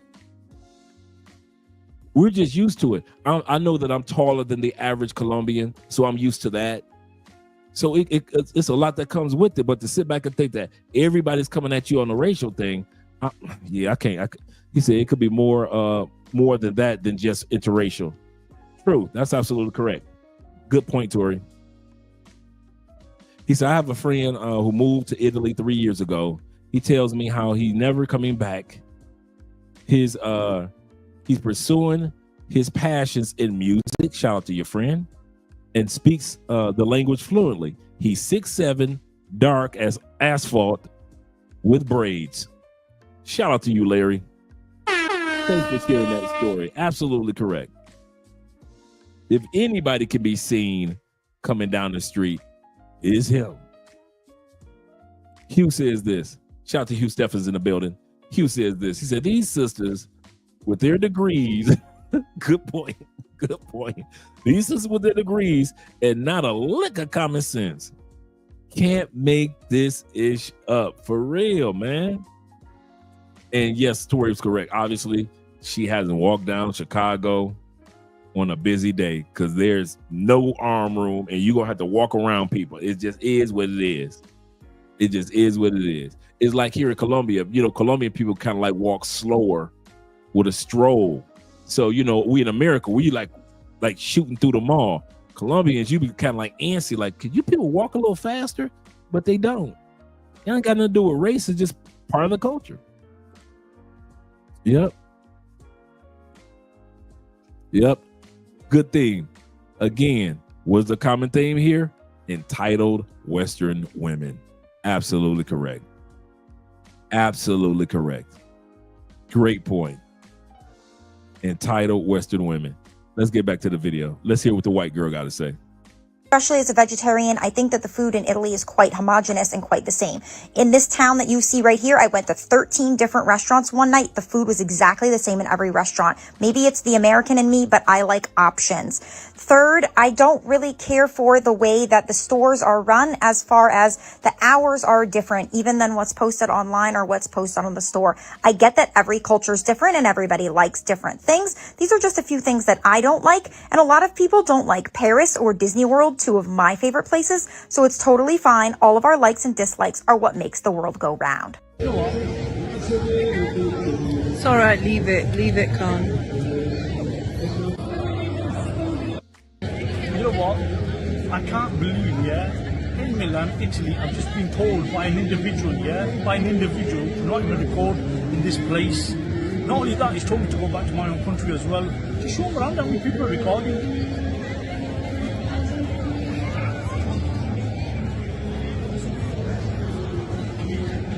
Racist or what? That's totally miffed me off. Things I wish I knew before traveling to Europe. This is my 3rd year in a row doing a solo trip to Europe, and I'll say the most important thing by far is planning ahead. Your flight to Europe, if you plan to travel across countries, your transportation as well, or just things you want to do. Now, I'm going to be clear and say I don't think you should plan every single thing down to the second, but I do think the spine of your trip should be planned. That'll make everything so much easier and more importantly, cheaper. Yo, people keep asking me like, how can you go on vacation by yourself? And the answer to that is, y'all don't love yourself enough. Like, y'all really don't. Y'all act like it because it's trendy to look like you love yourself. But when you do that internal work and it's led by God, you've been in therapy, you've been praying, you've been eating good, you've been drinking your water, you can travel by yourself. You can travel by yourself because I'm my own best friend. There you go. Come on.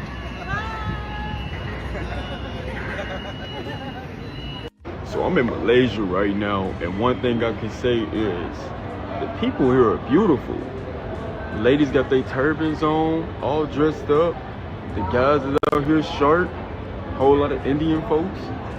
Everybody looking at me, I'm looking at them. Asia is so diverse.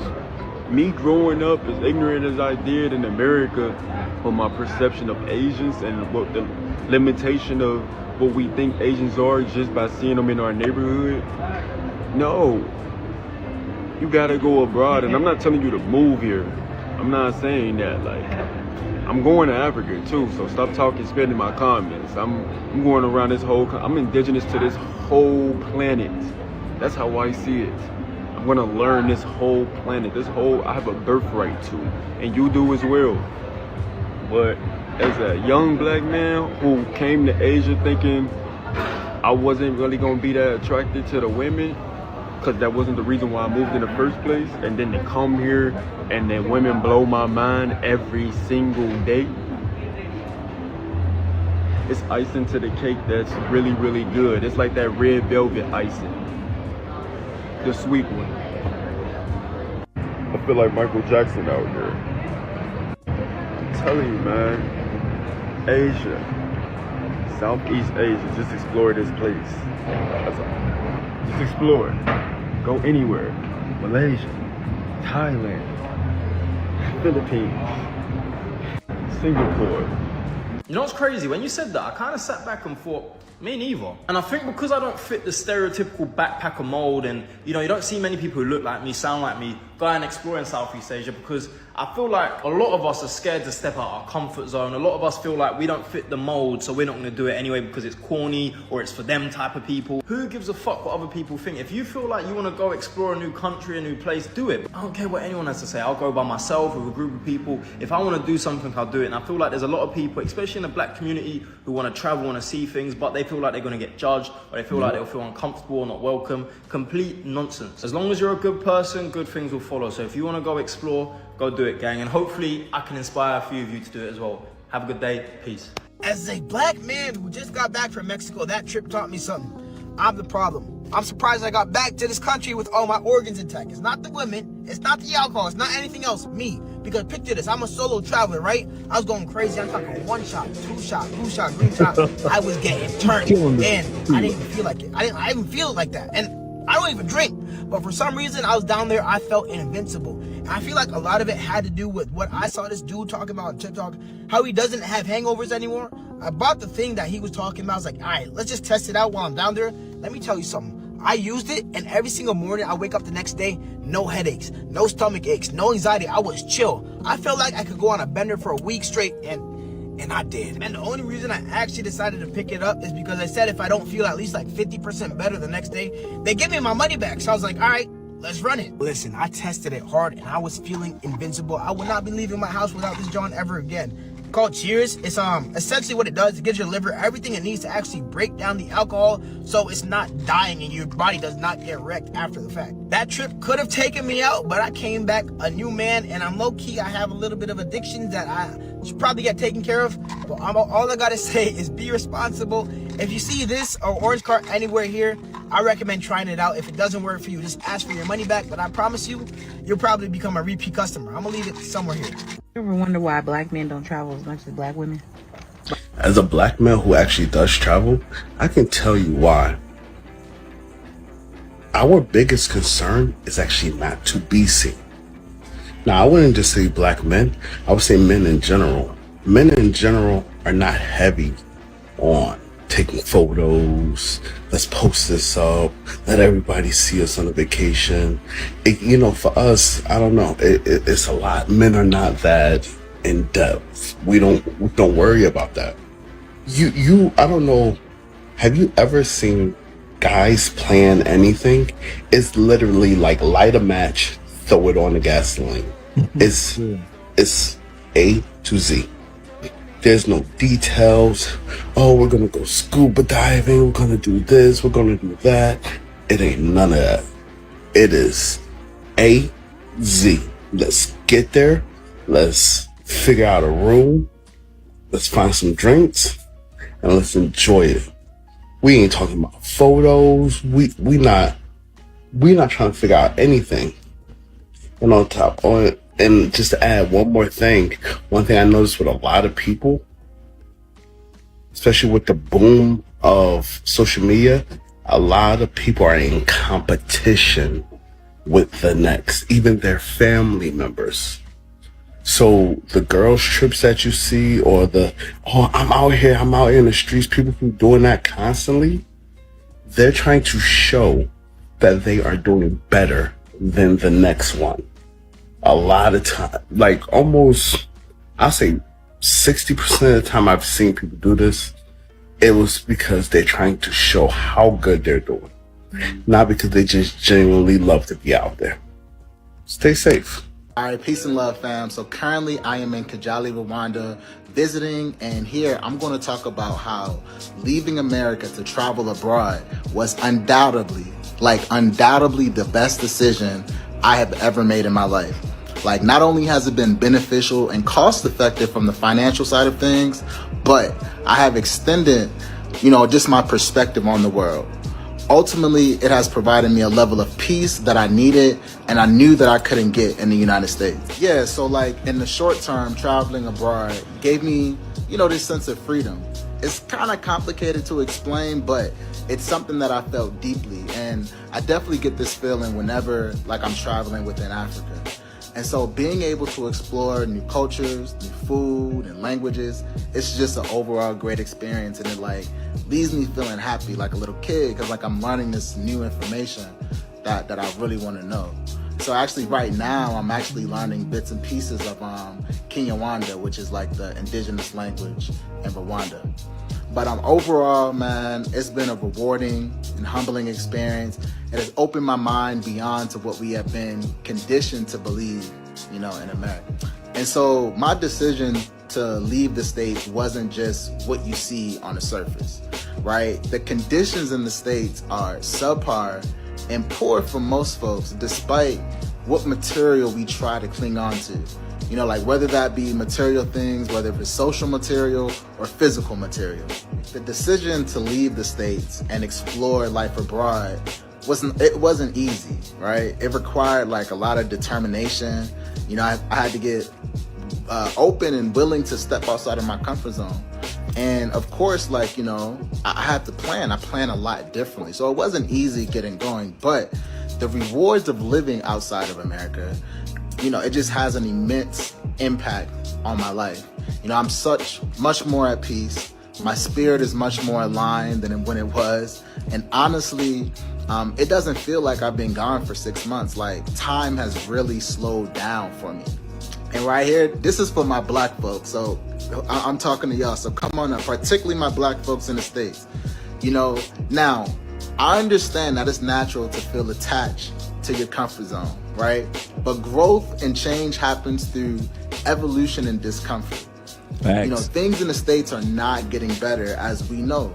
And black folks are, twice as more impacted when things get hard or get worse in America, right? All I'm saying is consider making a change, like not only for yourself, but for your future and the future of your family. Just think about it. In conclusion, leaving America to travel abroad was the best short and long-term decision for me. Like, it allowed me to break free from the confines of my past life and embrace a more, authentic and fulfilling way of living life. And, I'm no longer just surviving week to week. I've gained a lot of invaluable experience. That's been like deeply entrenched in my life in different ways. And so I'll be forever grateful, to experience this. And I just encourage folks to do it as well. Peace and love, and stay blessed. All right, brother. Before we finish off the last few minutes, let's hear what you guys have to say in the comment section. He said, shout out to El Patron being in the building. El Patron says this. First of all, let me give a shout out to my man, my brother, Jason Broomfield of the Broomfield family. Shout out to you, brother. On Cash App. He said, you cooking tonight, Dre. You're cooking tonight. He said, I've noticed a lot of Latinos think I'm crazy for solo traveling. I guess it's because they're so family oriented or whatnot. Absolutely correct. That's one of the reasons. And the other, I love the Puma representing South America. I like the Puma on your avatar. That, and another thing, a lot of Latins don't travel to places that you guys travel to, so they kind of think that, you know what, I couldn't see myself doing it. Of course you can. Of course they can. Just like people in the States can't see themselves doing some of the things and going to the places that we go to. Shout out to my brother. He says this. He says, great topic. He say, I'm always getting stared traveling because of being super tall. He said, look at it as privilege to stand out among the many. I do too. I kid you not. I'm so used to it my whole life being stared at because of height, that height and handsome, you just kind of like take it with a grain of salt and just keep it pushing. That's so true, man. So true. And shout out to my brother being in the building. Garfield says this. He said, what up, everyone? He said, I'm good. Next year, I will be all over. I just got pardoned on Twitch. Shout out to Twitch. I just got monetized on Facebook. Do your thing, brother. And completed the medical marijuana class. I have a license to grow it legit. Congratulations to you on that as well. Accomplishments after accomplishments after accomplishments. Shout out to you. Shout out to you. Let's finish off the last few minutes of the video, gentlemen. Every black man with a passport is traveling the world for cheeks. I had to say that because when I first started traveling back in 2014, it was a completely different atmosphere on social media. Very encouraging. Now that same atmosphere is very turbulent. Do I understand? Yes, of course, because you do have some who perpetuate that type of behavior and they put it in the front for everybody to see. I understand. But it's like when you paint that same picture all across the board and generalize it's like that. I'm like, wait. I travel for culture. I travel for other things besides cheeks. It's like me going to Brazil. Why? I'm going to love Brazil because of capoeira. Everybody played Tekken back in the day, and because of Eddie, I fell in love with capoeira, and I know the history of it, and I can't wait to hear from the people who have instilled that history and created that history. Like, you see how that works? Travel inspires different type of personalities. So if you're a cheek chaser, get it how you live, boy. Just know the risk. But just understand there are others who don't perpetuate that same type of image. I don't know where all this talk about Mexican people being racist came from. To be fair, I felt very welcome, and they have been very nice since I've been here. Very welcoming, very nice people. Very nice people, very welcoming, and I haven't once felt awkward. I haven't once felt out of place. No one gives me like weird stares or anything. People smile, they say hola. I don't know where that narrative came from. Maybe I'm just going based off of my experiences and what I've seen since I've been here. But for all the black guys out there, I 100% recommend coming to Mexico. Come see the beautiful food, the culture. Maybe I'm yet to see some more things, but so far so good, guys. I just came back from a solo trip to El Salvador, and by the end of this video, I'm hoping that I can convince you to do the same. I had a ball out there with myself, and my only regret is that I didn't stay longer. The people in El Salvador are super friendly, the food was hella good, and the prices are unmatched. I would never be able to get this much luxury in California for this price. When I touched down, I made it over to the immigration line.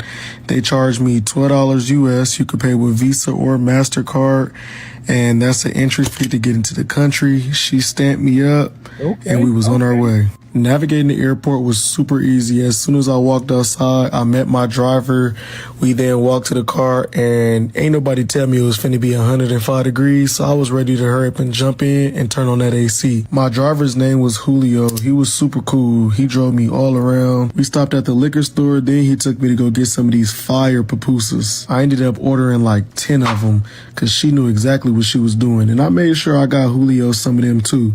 You feel me? I can't sit right there and not get him some.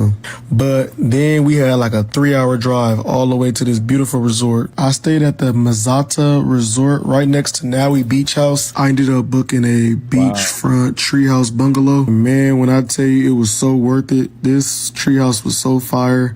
I did do a solo trip for my birthday, and they charged me an extra $40 to decorate my room, which was pretty nice. They only had some balloons and a little cake, but it was the thought that count. After I got settled into the hotel room, I kind of just went down by the pool, jumped in, relaxed, walked down to the black sand beach, kicked my feet up, and yeah, that was pretty much it. Make sure y'all tune in for the rest of my 4-day solo trip in El Salvador. Yes, sir.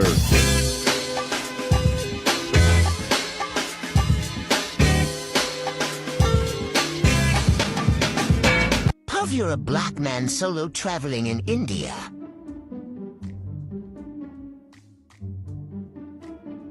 It does slow down, doesn't it, Jeffrey?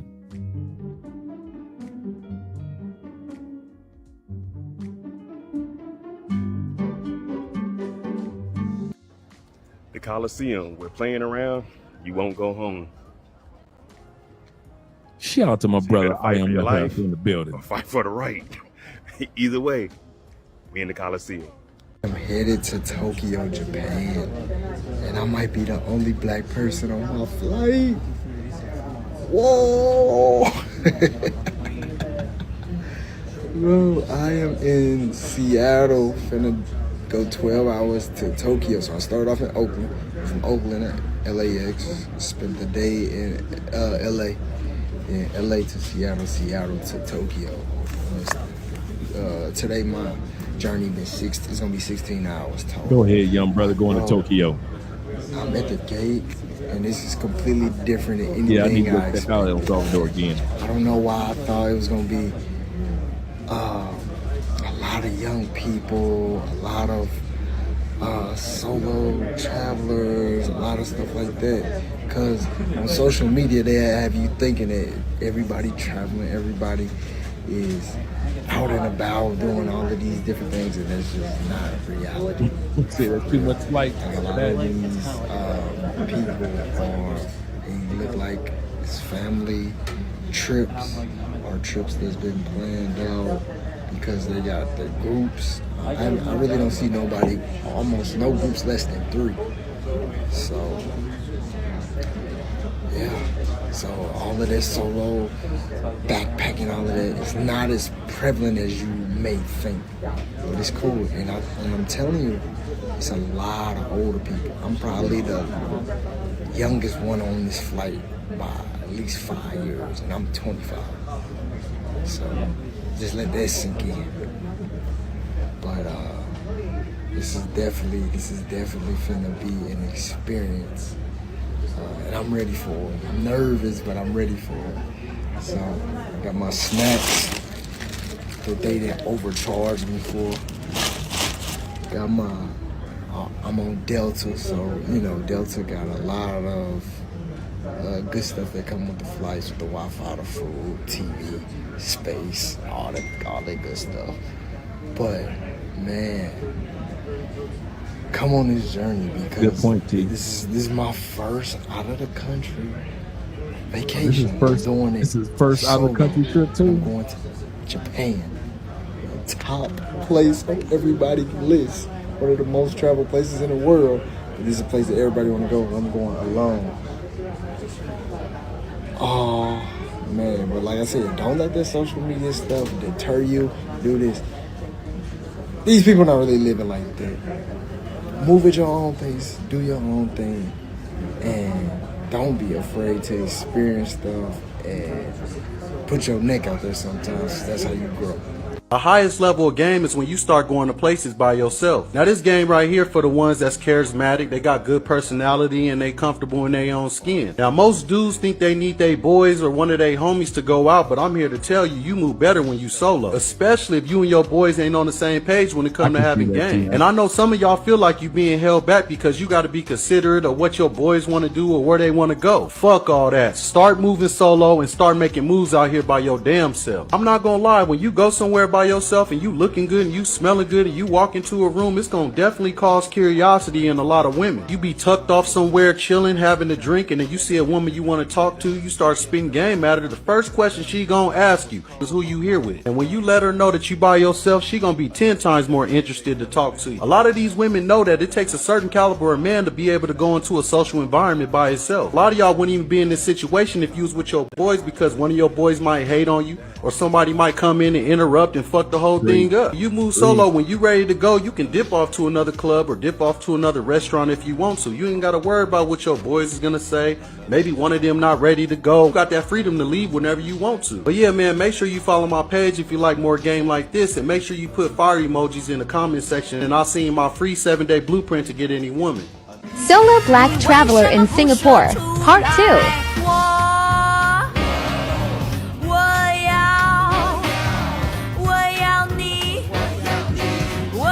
Oh, shout out to Singapore.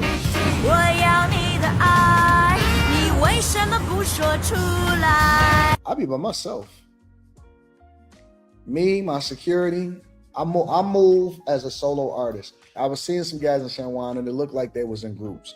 So usually, you know, you'll see a group of guys or you'll see a group of women or you'll see a couple, right?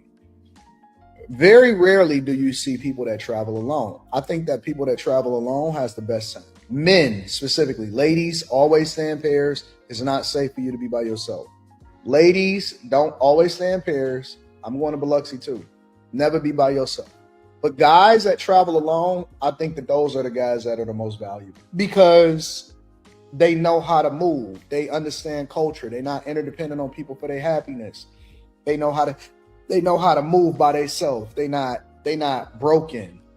They've discovered themselves. Ladies, if you can find a man that knows how to travel by himself and don't need a group, he don't have to go with a whole bunch of guys.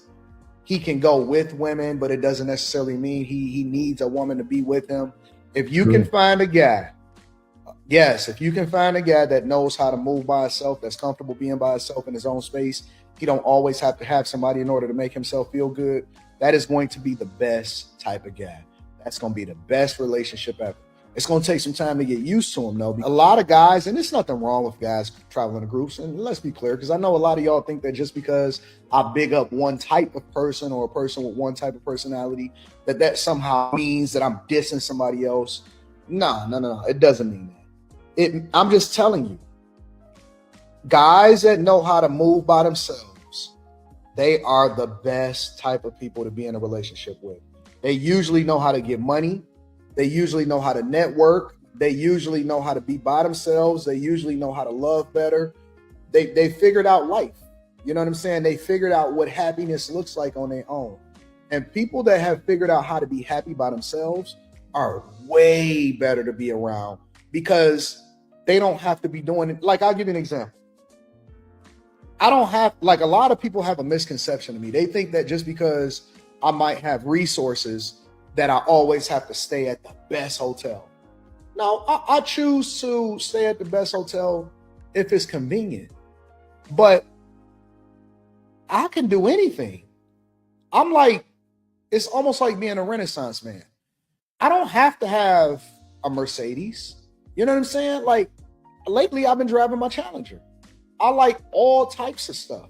I can go to the high-end restaurant, or I like to hit the local Coney Island.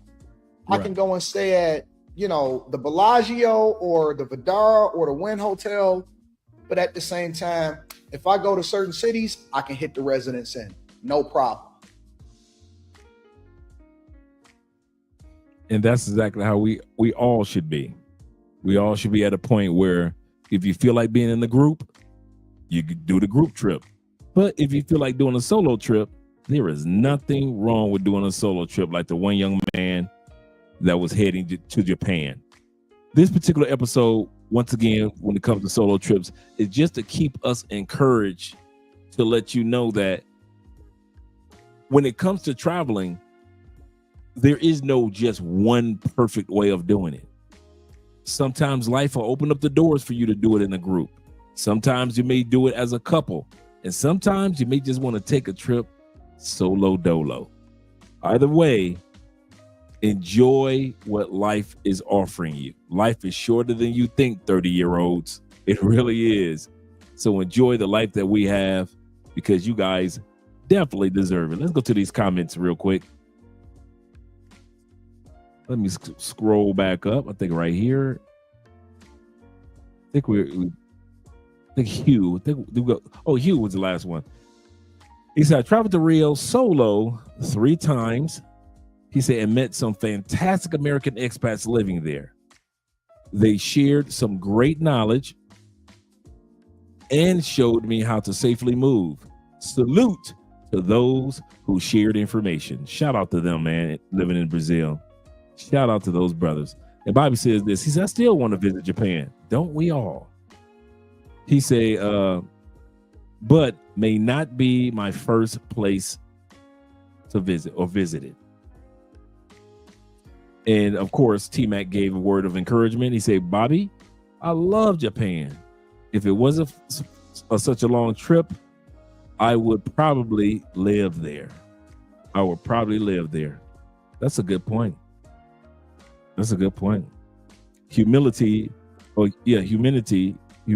is essential. And humidity, gotta remember that one too. Or humility. There we go. Shout out to you, Hugh. And also, he said, I flew there so much that I knew the flight crew of Northwest and Delta before and after the merge. Wow. Now that goes to show you how often you fly. Shout out to all you guys that have been here, all 72, 73 plus guys that have been here. Let me check make sure everybody has clicked the link. All right, we did good with it. We got 95 likes. Shout out to all you guys that have been here, 95 likes. And like I said before, this particular live stream was just to keep you guys encouraged to where there is more than one way of doing it. I know a lot of us who are more experienced travelers, such as the T-Max, such as the J. Clyde, such as the Ronin Travels, and all you other guys that are very seasoned travelers. You know this. We don't have to say anything to you, but there is somebody out there that really wants to take a trip and thinks, I'll wait for my people. Don't do that. We're all telling you, don't do that. You're gonna be all right. It's your people are waiting for you in that country that you're looking to go to. Just like all the men in the comments have been saying, when they went on their solo trips, they met some really good people that were already living in those particular countries, such as my brother was saying about when he went to Rio, and he said, I met American expats that were already living there. There are people already living in these countries that are waiting for you.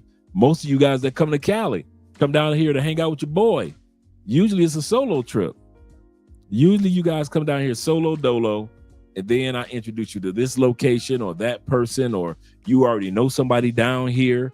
Either way, and we all meet up. Either way, most of you that come down to Cali on a solo trip, meaning that you came by yourself, it was just you, and your boy is here, and a bunch of us are already here to encourage you. So shout out to all you guys that are here. Let's do some outros. Let you guys get some rest. I know it's going on 12 o'clock where you guys are. I need to reach out to Richie Mack anyway. But shout out to all you guys. And I'll be seeing you again mañana, tomorrow, with another episode. And yes, we will be looking at the passport sisters and the problems that they're going through dating in the Philippines as well as Thailand. They keep putting these videos out, man. Talk about the problems that they're going through. So, yeah, it's not looking good for them.